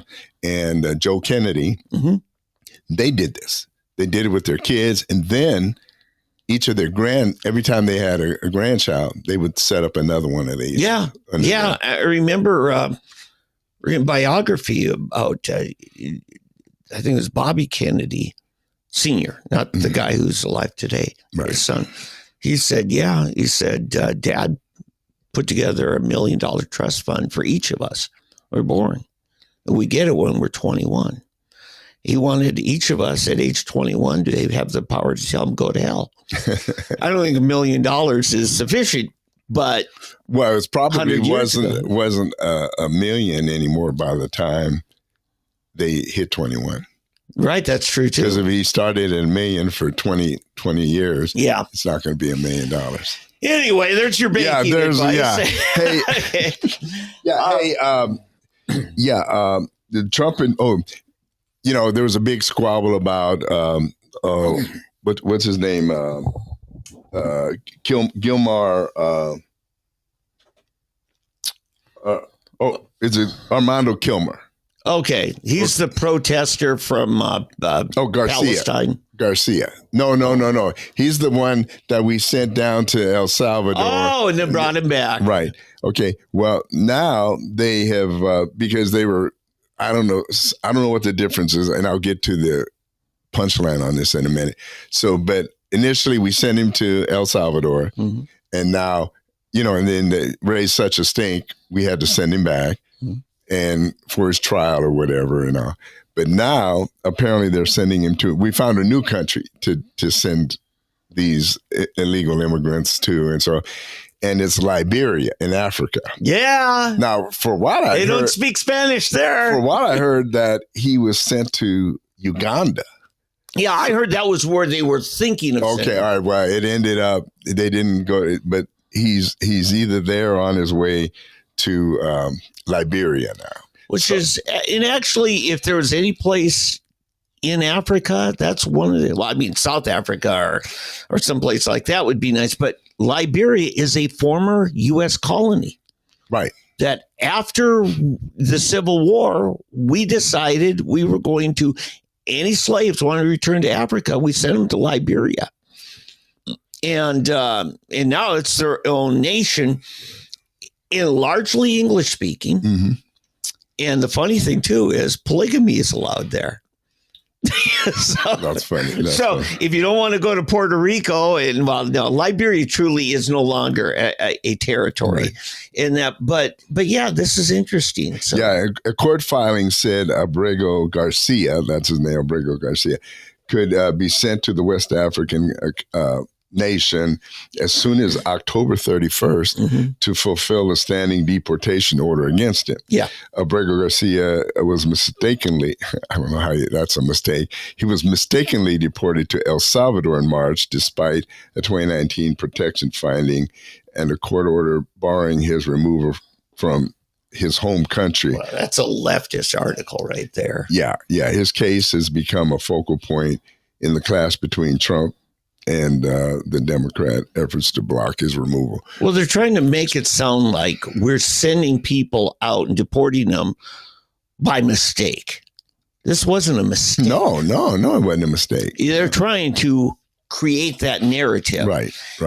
But the thing, and by the way, he didn't have a trial. He had a hearing. That's the due process in this case. But see, to me, there needs to be no due process. I think there needs to be proper identification. Well, yeah, but see, you could do that at an immigration hearing. Mm-hmm. You just that's a hearing. But when you don't show up at your immigration hearing when you're supposed to me, you forfeit all of those rights. All I'm saying is when they swoop down, ICE picks you up, and that they better make sure you are who they think you are. Oh yeah. No, you can't just pick up somebody by mistake, and next thing you know, they're sent to Liberia. Well, from what I hear, in all the bukus, hundreds of thousands or millions, 170 mistaken identities have taken place. 170 out of the millions that they've, or hundreds of thousands. Yeah. No, I believe that. And listen, we're going to make mistakes, right? Sure. We're going to make mistakes. That's a lot lower ratio of mistakes than people illegally collecting Social Security, collecting welfare, collecting all these different benefits. Did you see recently how many dead people are receiving Social Security benefits? Oh, still? gosh, yeah. Elon pointed out we just people still on the rolls that are 200 and some years old. Yeah. And as I understand, I think it was like 500,000 of these. And if, add it up, if it's 100, that's what, $10 billion? Yeah. Or $5 billion. Yeah. So, it's like the Democrats and progressives, if you will, just want to find something wrong with everything, whether it hurts or helps. It doesn't matter. They want to be against it just because of who's behind it. That's all it is. I got some comments here I need to acknowledge from our chat room. I was wrong. I should have said McKinley, not MacArthur, when I talked about who Teddy Good job, people. Good job. Yep. And then on the ballroom, WB Pack says, keep in mind, this isn't a normal add-on building edition. This has to be very secure, fireproof, probably almost bomb-proof, lots of extra money than a normal building. So I appreciate them pointing. Debbie, thank you so much for that. Seriously. However, somebody's phone's going off. Anyway, I'm still thinking 300 million is a lot of money. It's a lot of money. You know what? Mean, the Hubert H. Humphrey Metrodome in Minneapolis costs $52 million. Okay. Yeah. But that's got a fabric roof. And it holds 20 million people. No. Well, I mean, I wonder, not 20, did I say 20 million? Yeah. I'm sorry, 20,000. Yeah. I wonder how much Jerry World in Irving. yeah, most of those stadiums are around 60,000. No, I'm talking about money wise. How much Jerry? Oh yeah. Jerry Jones paid for. See, I was telling you 1980 money. Right, but I'm wondering if the new Texas Stadium or Dallas Cowboys Stadium cost $300 million. I would say yeah. I would say well, yeah, it probably did. But I mean, you take the size and complexity of everything they have there compared to adding a wing to the White House. Right. So, I mean, I understand it has to be built differently, and especially, but still, man, $300 million, that just seems a lot for a wing of a building. But it costs you and me nothing. Well, I'm looking out for Donald's money. Yeah. He needs me. He knows what he's doing. If you need a financial advisor, Donald, just go EddieHuffAgency.com. EddieHuffAgency.com. I'll be happy to help you with some advice. I think this is one of the greatest things is legacy because it massively changes the blueprint of the White House, which is an iconic symbol of Western power, right? I mean, they don't talk about Buckingham Palace. They don't talk about, what other places. What was the Berlin? What the Reichstag? Yeah, the White House. Yeah, everybody knows which White House they're talking about. Right. And I think it's beautiful that it doesn't have a name like Windsor or, it's the White House. Why's it got to be white? Well, it's a stone. Because it is white. Yeah. But a lot of what happened in Washington happened in the 1850s, and then the Civil War stopped it. I was taking a tour, and a tour guide was pointing us out the Washington Monument. He says, you notice about 2/3 up. Changes colors. It changes colors. He says, when we resumed building it after the Civil War, we were in a different part of the quarry, and it wasn't as white of marble. Right. So. Shame on you. You should have dug until you found the same grain of marble. Yeah. Well, yeah.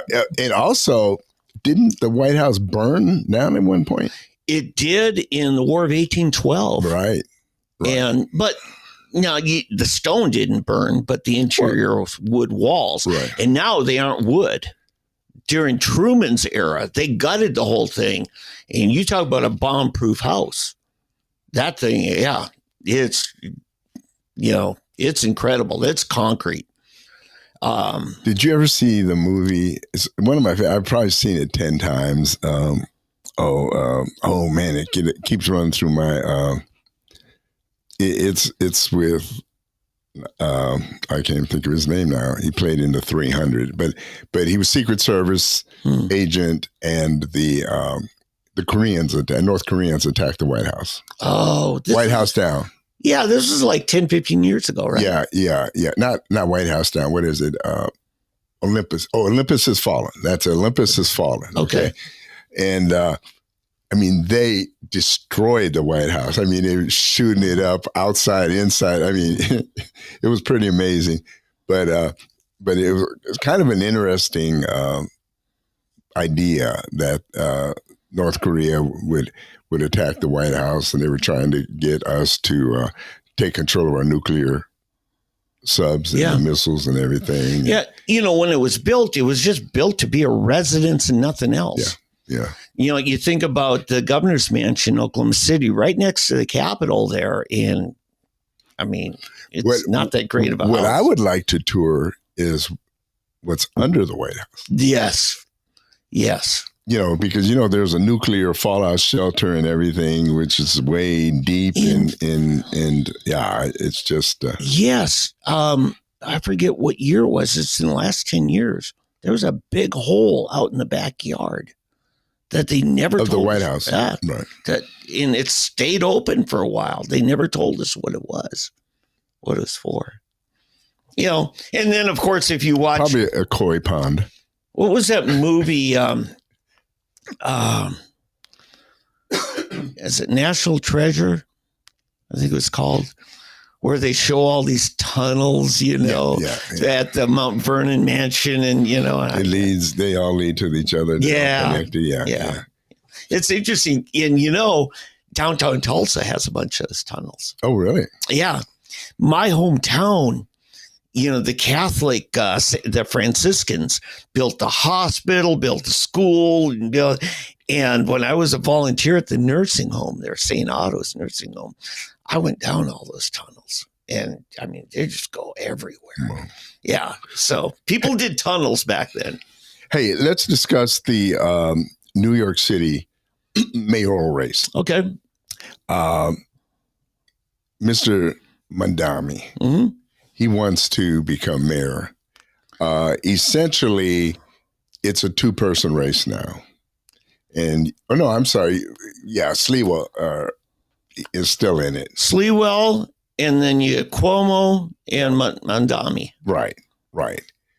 But and evidently, if nobody gets 50%, they are going to a runoff. I was not aware of that. Yeah, as it is in most places. Even Tulsa, if you don't get 50%, you have to do wrong. But that'll be interesting to see if they get to that point. So I don't know. We'll see whether Curtis Sliwa is able to garner enough of the votes. But who does he take the votes from is the question. Does he take them from Mandami, or does he take it from Como?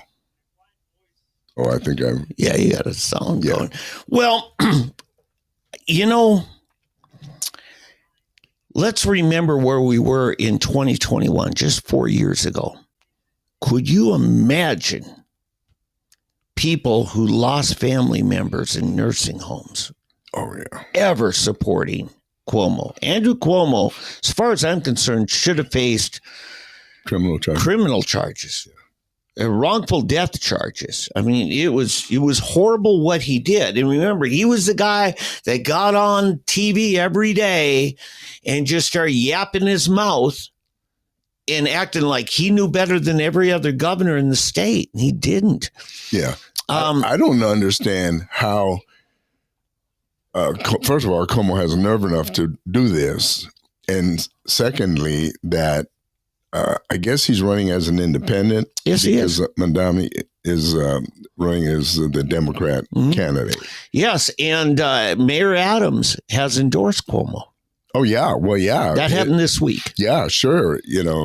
I'll be honest. I would have preferred Mayor Adams stay in it and Cuomo drop out. Yeah, I agree. And I think if Adams had stayed and Cuomo dropped out, I think, is it Eric or Ernest Sliwa?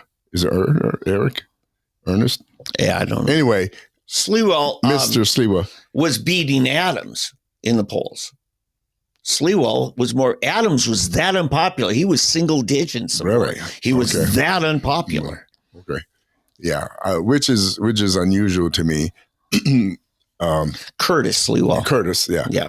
Well, see, I'll tell you what I think hurt Adams. Okay. And I don't understand why New York is such a liberal city. Mm-hmm. That's why I believe Mandani is going to win, hands down, personally, because the city is just, it's a living version of Escape from New York, the iconic movie. And it may take this to finally push it over the edge. Because if he does half of what he says he wants to do, it's done. And I think Mayor Adams would have been the best choice. But when he supported Trump, that didn't really help his standing. It helped get him some support and some financial support and some airtime. But New York proper, the city residents of New York, are so far gone to the left side that it's just hard to deal with. It's just very hard to deal with. Yeah, I just pulled up the borders in New York. Now, this will include Staten Island, which is the conservative area, right? Mm-hmm. It includes Brooklyn, Coney Island all the way up through Queens, Bronx. and then jumps up to Bronx, almost to the edge of, Yonkers, but so Manhattan is, kind of different animal. That's where you talk about college town. There are so many colleges there. So right there, you got the leftist radical, College of New York University, Columbia. You got just a whole bunch of colleges. NYU. There. Yeah, NYU. Thank you. The biggest anomaly is Brooklyn, which is very strong Jewish population. Now they became very anti-Cuomo, and they won't call themselves conservative, but they are. They've had enough. They've had their fill of it, and it was largely over COVID policy. Because they're, by force trying to shut down synagogues, and they literally had tunnels under the roads to get to synagogue. They got busted for that. So, I don't know. And then you've got, of course, all the race baiters up in Bronx, Harlem, that whole area, Queens. So it's tough. It's really, really, really tough. But when I was there about 3 years ago, I remember my son saying, "Dad, we're going to be down in southern Manhattan. If there was an area conservatives in New York City, southern Manhattan, lower Manhattan actually is what they call it, because you got all your bankers and investors, but then you got, Zumwalt Park, which are I forget, something Z Park, which is where Occupy Wall Street, all those homeless people were tenting because it's a private park. But I don't know. And then the history of that place, the history tours I went on, you find out the times of their greatness, the wealth and power of New York City, and the economy, the economic marvels of that, what it used to be and no longer is. It's now at war with its very own identity. Yeah, it's true. Yeah. You wonder how far it's fallen or how it's fallen so far. I'll tell you what I think has a lot to do with it. And the same with California. It's the arts. Yes, the entertainment and arts. I forgot to mention that. Right. Yep. These are the two entertainment and arts centers of the world, actually. Right. And historically, those people involved in the arts have been very liberal and progressive and whatever. So whether it's the Romans and the gay the Greeks, activists are very present in that bunch. Right, exactly. Yeah. And so that drives a lot of it. And because we pay money to these people to see have their entertainment, they become the wealth and power. And so, whether it's Southern California, and then, of course, a lot of them moved up north. And then you add to that Simi Valley with the tech industry. The tech industry there. Yeah. And so, and they want to be appreciated and hobnob with the stars. And so you start lowering your morality to fit that. And that's when you've got a problem. In fact, every state is like that. That's why Oklahoma City now is much different than Tulsa. It used to be more conservative. Right. And even Tulsa, and what are the big things here? The Tulsa Opera, the Civic Center and all the entertainment and the people behind all of that who have a lot of money, they gravitate to that and they start becoming that because they become influenced by it.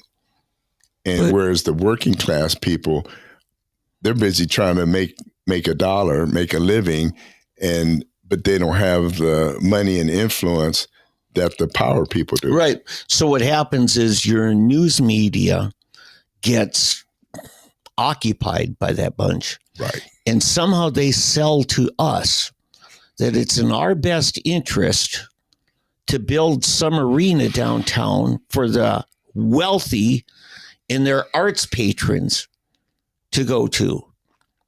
And well, not even that. Even the common man, the BOK right now, I'd say the BOK to me is a great success. Okay, it's a success as far as bringing entertainment and packing it out and all this, but it's the opiate. You know, they talk about the opiate of the masses. To me, entertainment is the opiate of the masses. But Eddie, it's built on a false premise. Sure. It's that it has to be the government sector doing it. Well, no.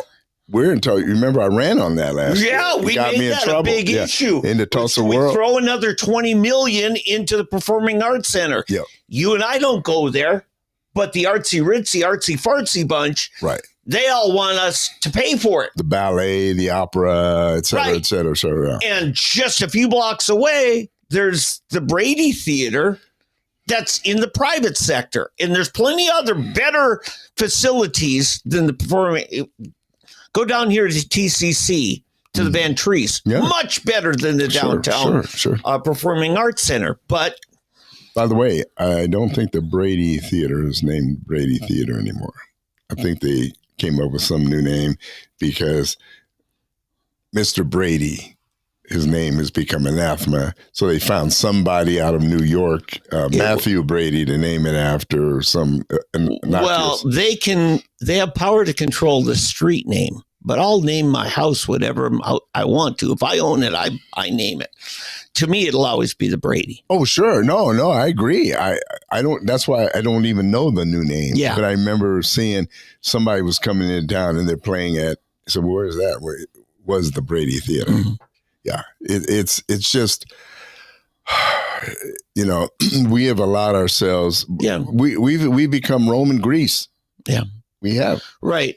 But don't you dare try to rename Greenwood, because that's disrupting my life, and I'm supposed to be disrupting your life. Wasn't what's his name, Randy Crable, arguing with you about the name of Greenwood? Was he? Yeah, he thinks that it's this little ghost town north of Fort Smith that for a while existed, Greenwood, Arkansas. But he believes that, or at least he wants me to believe that. Why would we name it after a little town in Arkansas? Right. When at the time this city was built, the cotton capital of America was Greenwood, Mississippi. Named after? Greenwood, LaFleur, in the county of LaFleur, Mississippi. And we've already got a huge presence in Oklahoma of the Choctaw Nation, which he was the principal chief of, including LaFleur County. Who fought with the Confederacy. Right. Yeah. They were, it was the Choctaws that were very instrumental in the tribes, as united 5 tribes, entering into the war on the side of the Confederacy, which, by the way, nullifies every treaty that the U.S. government has prior to that with him, because they went back to war. They broke the treaty. And that's why the federal government right away wanted reconstruction treaties where they had to get rid of their slaves. You know, there's so much there. Really, if you dig, there's so much there. Mm-hmm. Why did the tribes join the Confederacy? Because they owned slaves. Yeah. And not only did they brought their slaves with them to Indian territory, to our wonderful state of Oklahoma. Yeah. And the Union soldier, Army, when they went out west, they created these this troop or regiment called the Buffalo Soldiers, mm-hmm. which were all black. Yeah. These were black cavalry men, mm-hmm. really tough as nails. And they, probably because they came from the South and had been subjected, so they didn't have any mercy on Native Americans, the Indians back mm-hmm. then. And they were indiscriminately killing and maiming and probably raping and stealing. Mm-hmm. They were horrible to the tribes, okay? Mm-hmm. And so you've had this kind of ongoing animosity between these two people still. And no, I just want to say, but this is a part of history that, because everybody wants to paint this wonderful photo of or a drawing of African American, the Buffalo Soldier, and then our 5 civilized tribes, which to me is the most insulting thing. Right, it's saying all the rest of them are a bunch of savages. Yeah, which is crazy to me. So it's throwing the rest of them under the bus. It is, and the Trail of Tears. It was bad. Okay, it was not a pretty picture. But when you discuss people like Greenwood LaFleur, who was a Choctaw who didn't come because he didn't want to give up his plantation, right? In Mississippi, apparently the persecution was not that bad for all. No, Native. I had to tell John Eccles that when he was sitting at this table. I said it was a voluntary march. You want your autonomy, you go to Indian Territory. Right. You can stay here and be a U.S. citizen like the rest of us, like Greenwood LaFleur did. So now, did it turn ugly? Heck yeah, it did. But you know who was ugliest for? The black slaves that were carrying their bags. Yeah, exactly. That was real ugly. Another dimension of ugliness. Yeah. So, hey, do you have any scores for us? Oh, I do. But there's one other global development that's going to be big this week. Uh-oh. We are sending a carrier strike force to the Venezuelan coast. Yeah, I heard that. And Maduro and them are freaking out. And, of course, the Democrats have something to say about it. Now, if you remember, one of the first illegals that we were sending back, we had to make this deal with Colombia. And Colombia now elected a socialist as president. Colombia, we'd been getting along with pretty good for a few decades now after, the drug cartels, got suppressed, but not now. And so Colombia and Venezuela are in the crosshairs. And they're saying they're probably going to hit land targets now. We're going to war against these cartels. So I just got to put that out there because it's going to happen and probably sooner than people think. Because we're already bombing ships out of the water and submarines, Yeah. So that's going on. We have true insurrection going on in Portland and several cities. And what they called insurrection from a protest in Washington, D.C., January 6th, that wasn't an insurrection. This is because you literally have municipal police departments refusing to protect federal installations and federal agents. This is going to get really ugly really quick. You're going to have a Fort Sumter happen pretty soon here, where you're going to have what may turn into some kind of a civil war kind of scenario. Yeah. So anyway, so that's going on. I just felt like I needed to say it. The big thing, and here I'm going to have a score for you. The number one defense in the SEC right now is OU. Number one offense is Ole Miss. And they're taking on each other today and doing so in grand fashion. Yeah, in Norman, but it's not working out right now for OU. They're down 25-13 in the third quarter, about halfway through the third quarter. So that's not looking good. Let's see. We've got some other things going on. Who's your Texas Tech taking on? They're going up OSU. To Iowa. No, it's OSU. OSU is in Lubbock today. I should be there. Yeah. That's at 3:00. Iowa State's playing somebody good. Yeah, Iowa State is playing Arizona State. Arizona State. Yeah, who beat Tech, who ruined our perfect record last week. Yeah, that was a tough loss. Yeah. And I'm worried about OSU. I hope we don't. See, I think our guys start believing their press clippings and let down. Yeah.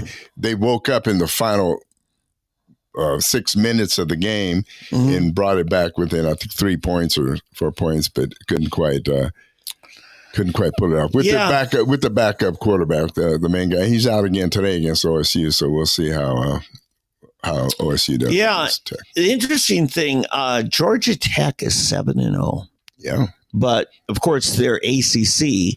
And they've only played really one top 25 team. That was Clemson they beat. And today, Clemson's not that good this year, so Yeah. we don't know.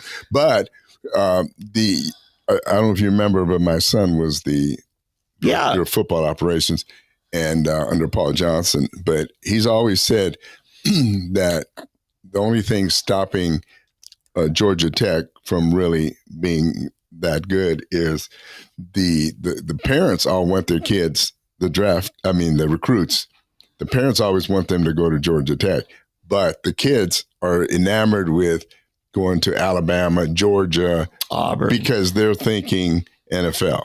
Yeah. And even though Georgia Tech, every person that has been drafted from Georgia Tech ends up sticking and staying and being at the top of their game in the pros.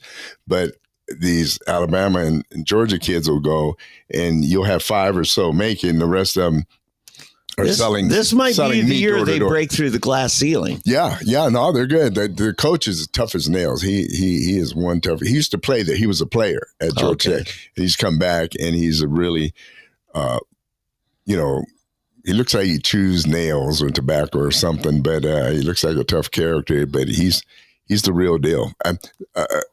We'll have to see if they keep him. If they're Just scored. It's down to a 5-point game now, 25-20. Yeah. Well, there we go. Scored, got their extra point. It's 25-20 and about halfway through the third. Go Sooners. And are they playing in Norman? They're in Norman, right? It's in Norman. Right. Now, remember, Ole Miss is the number 1 offense in the SEC. So far they're holding them to 25. That's good. Oklahoma has the top defense. But doesn't have the top offense. They've only scored 20 so far against Ole Miss. Who else? What other games are going on right now? There's not a whole lot. I mentioned the Georgia Tech beating Syracuse. Indiana, which is number 2 in the nation now. My goodness. They're playing UCLA. Yeah. Trouncing them 42-3. UCLA just is really a shadow. Right. Although the last couple of games they've come back and they had some resurgence. But wow, I guess Indiana apparently is the real deal. Indiana is the real deal. Wow. Yeah. Alabama's getting ready to play South Carolina. That's nothing. Yeah. It really, that's kind of the big thing. Vanderbilt's a real deal this year. Yeah. Vanderbilt's that's money. Evidently, somebody came up with huge money. This is the SEL new reality. Just like Texas Tech. Yeah, the money talks. It always has. The difference is that now schools that weren't as good at doing it under the table are openly. Right. See, Vanderbilt, people don't realize it's Ivy League of the South. Yeah. Georgia Tech, Vanderbilt, and there's like 1 or 2 other schools down in the South that are on par with your northern Ivy League schools, and they put out all of these millionaires, tech millionaires in particular. And it's an amazing thing to see the football players that finish at, for example, Georgia Tech. They, the ones that don't go pro in football, they end up working in Silicon Valley. Wow. And getting, starting salaries at like $300,000 a year. So you said Vanderbilt is private university, not public. Right. I think it's the only private university in the SEC, because even Auburn's a public. I didn't know Auburn was public. We were wrong. BYU is up there at Iowa State. BYU is number 11. So they're right ahead of your Texas Tech. They're the top Big 12 team right now. And they're tied with Arizona State now, Tech is. So that's where we've got to. Although they beat Tech, so they're ahead of them. So we've got to have them lose one more. And then we play BYU, I think, next week. So we'll have to see how that turns out. BYU just beat Utah.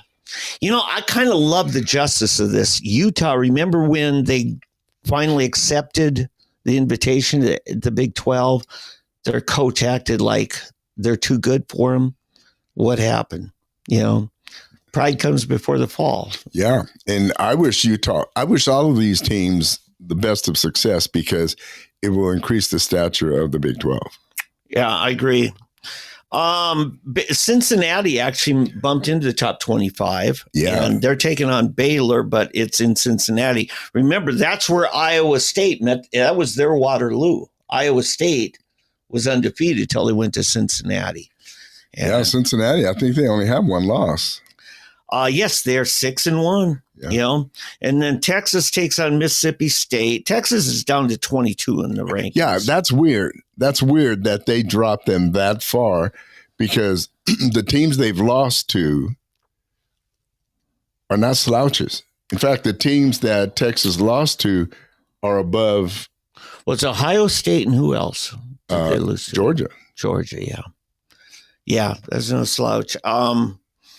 Oregon should have no problem with Wisconsin. Miami is taking on Stanford, no problem. A&M is up to number 3. I know I ruined your day by bringing that up. But they're taking on LSU in Louisiana. So go LSU, right? Yeah. Yeah. And then Michigan finally got the top 25, but they have to play their big rival, Michigan State. And who's USC playing today? You know, Nebraska? I didn't see them.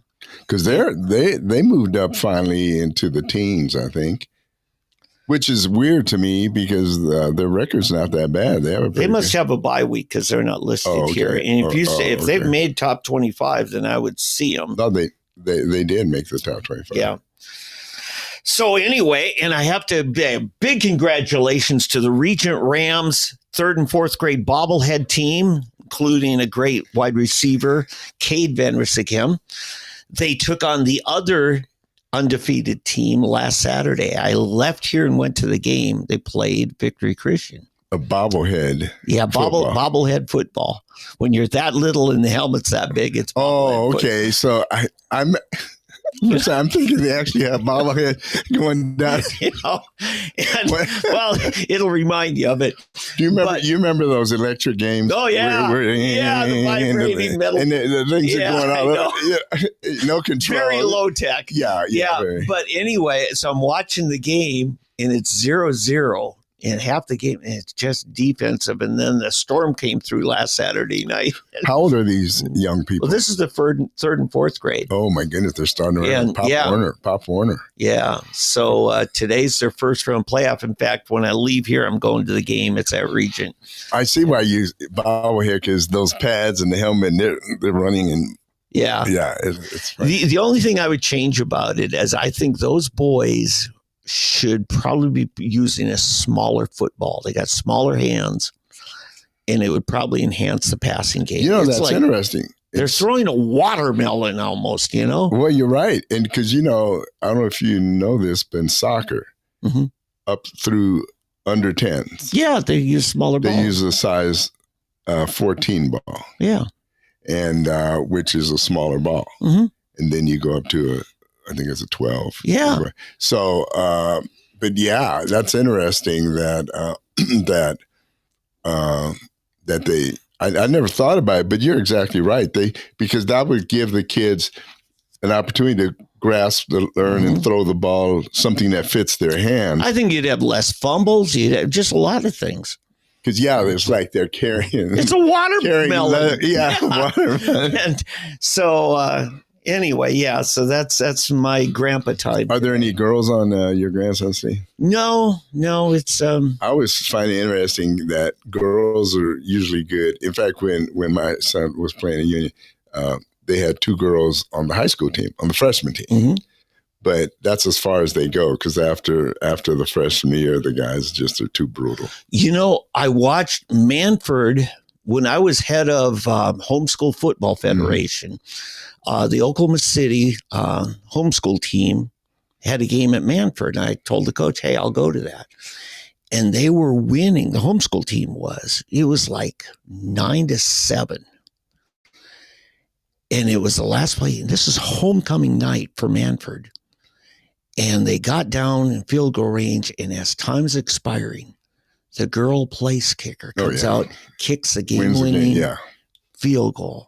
You'd think they would have elected her homecoming queen at that point because she won the game. Yeah, no, yeah. As far as kickers, I don't know why more teams don't have girl kickers.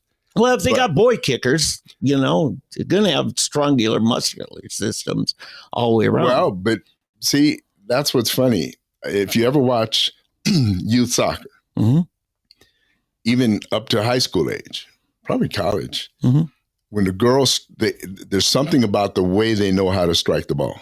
Really? Oh, yeah. And so you'll get guys and they may kick the ball 20 yards or this. Girls kick it, that sucker goes about 20 yards front. Yeah. I mean, they're just, I've never been able to figure this out, but it's the way they swing those hips and hit the ball. Their balls have more power. They go higher and farther. Is this prepubescent? No, even in high school girls. Well, they got wider set hips at that point. So I don't know what, but it's probably something aerodynamic or whatever you want to call that. But that when they strike it, the thing that kills the girls is the speed and the strength in the man-to-man. If it came to pure shooting, I think girls would because believe me, it's a contact sport. Soccer is. I've seen, it gets brutal. But they can't keep up speed-wise. Their speed is not. And if it's a contested ball, guys' hips beat girls' hips at that point. There's just one bump and it'll just knock the girl. Yeah. It's size. Their bones are bigger. Everything's bigger. And generally we're bigger. I mean, the guys are bigger. You're going to get a 6'2", 6'4" forward running up, in the 5'10", 5'8" to 5'10" girl, boom, who's going to win? So,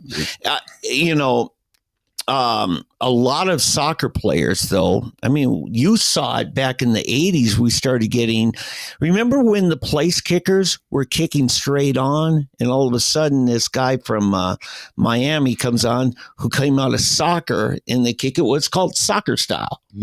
Where you come up and approach at a 45, and you get better dynamics out of that. And, the top kicker in the NFL right now, never played football. What's his name? Aubrey from Dallas. Right now, he's the best one. He was a soccer player. Yeah. And most of them. They just taught him how to kick. They didn't teach him the rules of football. They just taught him how to kick. And he was a walk-on from Plano. Several years ago, when Mike Leach was at Tech, they had the kickers were so bad. So he had a contest. He just put it in anybody. We're going to give $25,000 to somebody that can kick the extra point. And so one of the soccer players, they're not even NCAA Division I soccer. Yeah. But this kid comes out of it and says, I'll do it. And he kicks this field goal and he kicked it so well. Leach made him a part of it. Now he got the 25 grand. Yeah. Oh, I'm sorry, it wasn't 25. What they did, they gave him a scholarship for the rest of the year. Yeah. But then Leach signed him and gave him a scholarship, and he ended up being the kicker for 2 years. Yeah. It's funny that just had auditions from the student body, and it was some soccer player went out, and he was able to. Yeah, I was watching the other night, the Washington, who were they playing? Dallas. Was it? The Cowboys. Monday Night Football, I think it was. Yeah, Monday night. Yeah. And they still had Tresquay kicking for him. Union. Well, he punts. He's the punter.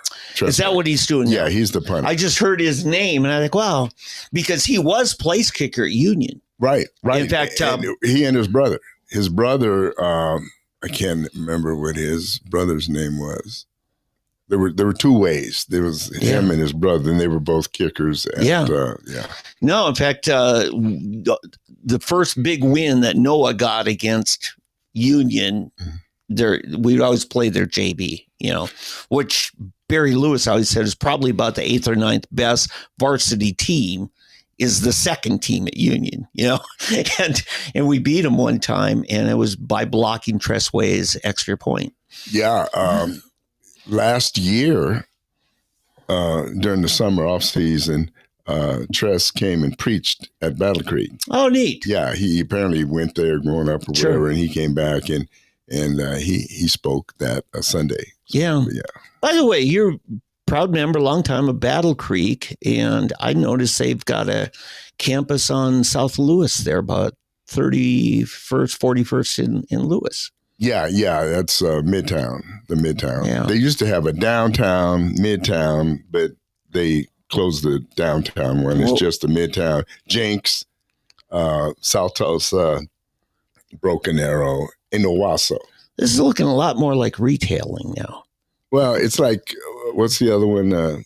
The big Life Church. Life Church with all the but it's campuses. Everybody's becoming that. I mean, last Sunday I went with my daughter and son-in-law to Church on the Move, Broken Arrow.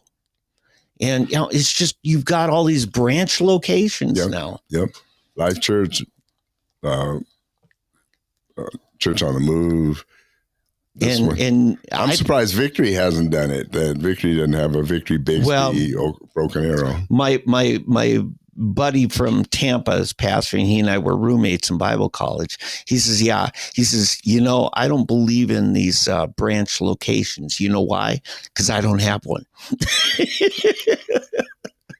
Well, who kind of started that? Well, no, it's the same. Life Church was the big one. Yeah, but it's kind of like you're starting a denomination within a denomination. It is, and it's very sole proprietorship, right? Too. So if you can have First Methodist, Second Methodist, or Grace Methodist, and this but Methodist this is and a local pastor just branching out. Now, I guarantee it's not a congregational form of government in these.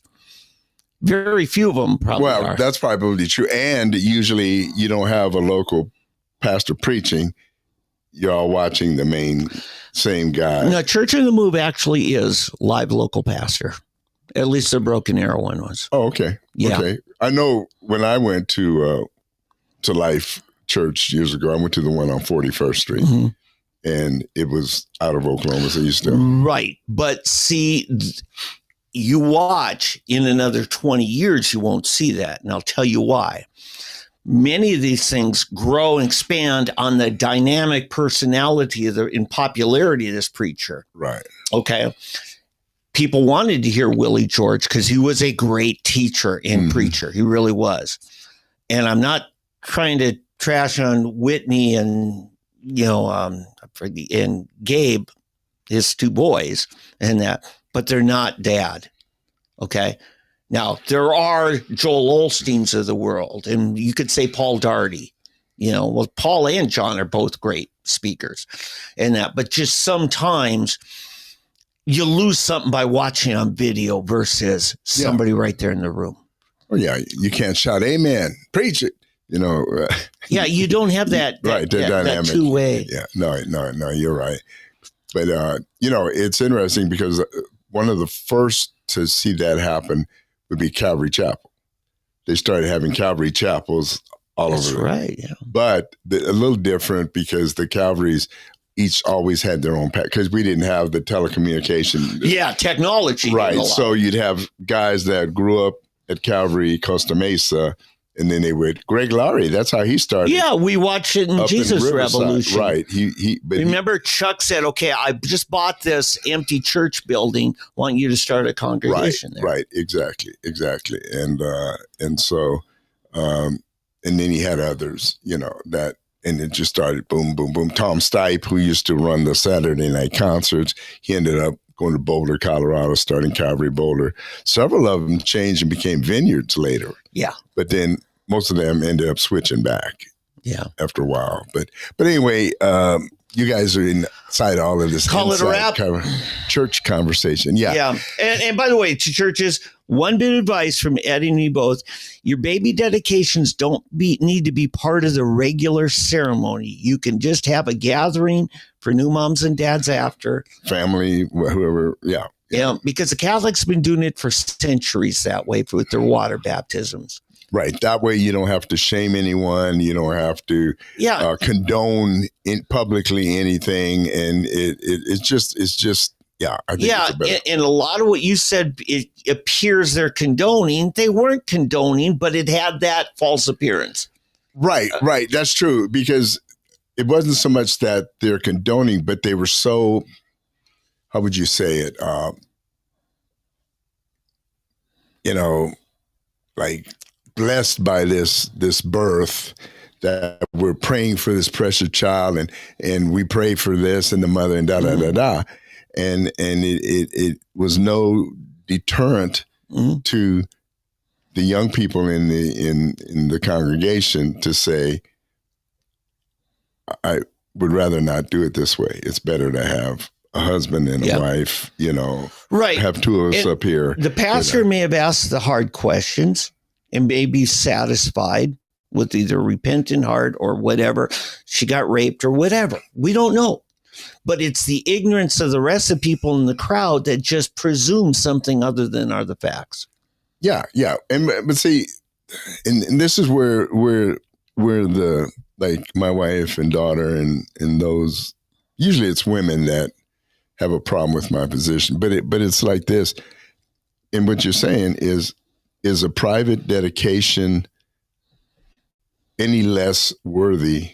In other words, who are we dedicating it to? We're not dedicating to the congregation. Exactly. We're dedicating to the Lord. Now, they always say, please pray for this child and Sure. watch over it and help and guide the child. But who's going to do that? Most of us don't even know who the, these larger churches, you don't know who they are. Yeah. You'll probably never see them. You might see the mom with the baby or something, but you're not going to have any input into that life. Yeah. So, but I would say follow it up after that. The next Sunday in the bulletin says, please welcome the youngest, newest members of our congregation, that were dedicated to the Lord this Sunday. Yeah. Or we dedicated them this week or whatever. Right. Right. And you can include, say, some family that just got dad and mom got saved and they got a 4-year-old and a 2-year-old. Include them. Those children need to be dedicated to the Lord. The same heart of God, help me raise my child right. Right. And it doesn't matter how that child is conceived. The prayer, God, help me raise the child right, is even more important in some situations. Right. With all the strikes they got against them. Right. Right. And it's funny because we I don't know, but we encourage strongly for couples to be go through this whole counseling process before we marry them. Yeah. But yet you have a child out of wedlock. Yeah. And basically, or you'll be here this Sunday and we'll dedicate you or whatever. Yeah. This child. And again, I have nothing against the child. I want the child to receive the full protection and blessing of the Lord. Yeah. But we don't have to make it, two things. It makes the person a public spectacle for those people that want to judge. Mm-hmm. And secondly, for the other young people, it's not a deterrent to avoid the same situation happening to them, especially young girls. Because guys, it's easy. They can hide and disappear and nobody ever knows. Mm-hmm. Nobody ever knows who the father of that child is. So, I just think there's a better way to handle this if we give the understanding of, and of course, then, you have people say, well, now you're discriminating. You make them feel less because you won't dedicate the child publicly in front of the church. No, I mean, there's people that are going to think that because, and actually that speaks more to what we're saying, because then it's almost an honor to have your baby dedicated in front of the whole body. But Eddie, do we have funerals during the Sunday morning service? No. Where is the rule says no, it has to happen in the there's no rule. Exactly. I'm just saying human nature, the thought exactly. process. And but it's based on we make assumptions that we shouldn't be making. Exactly. No, you're right. Yeah. I mean, we're on the same.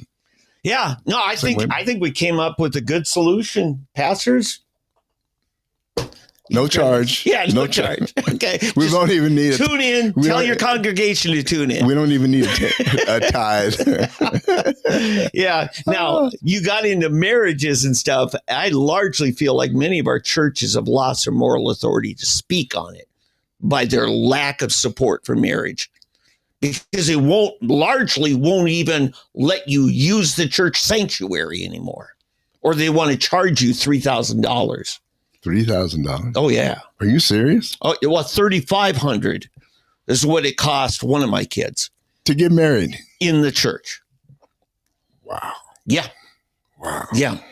It's simple, folks. You do it this way. You say, look, we're not going to charge you if you're members attending here presently.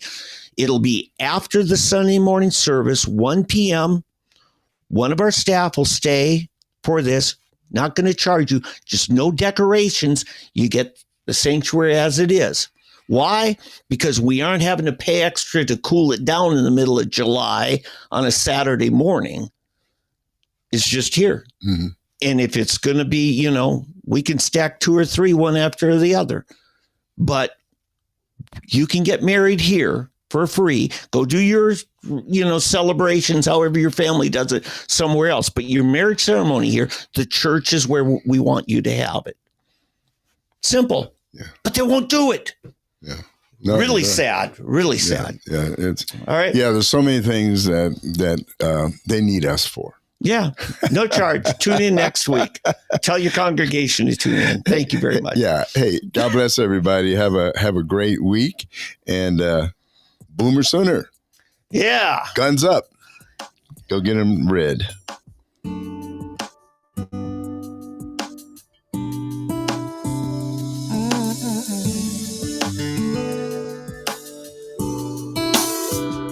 Well, it's another day, and I'm thinking about the things I want to say, but my thoughts are like clouds drifting far away.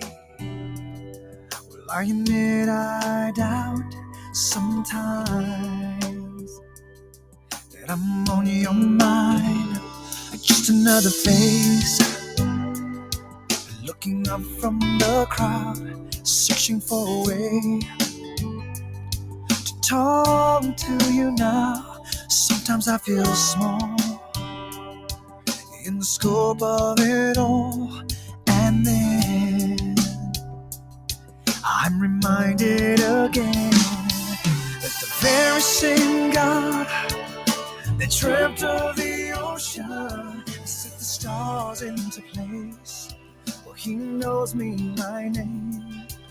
The very same God that put the world into motion is listening today. Here's what I say when I pray. Oh, when I pray. Thank you for the faith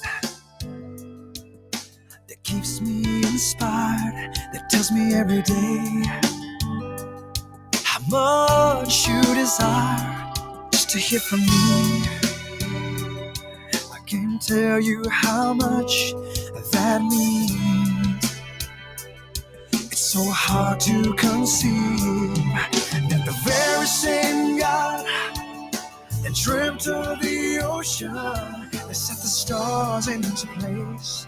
Well, he knows me by name. The very same God that put the world into motion is listening today. Here's what I say when I pray, and I believe that you're with me, Lord, when I'm on my knees. Your timeless mercy rescues me.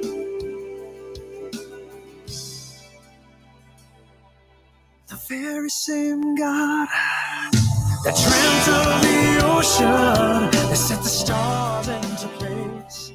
Well, he knows me by name.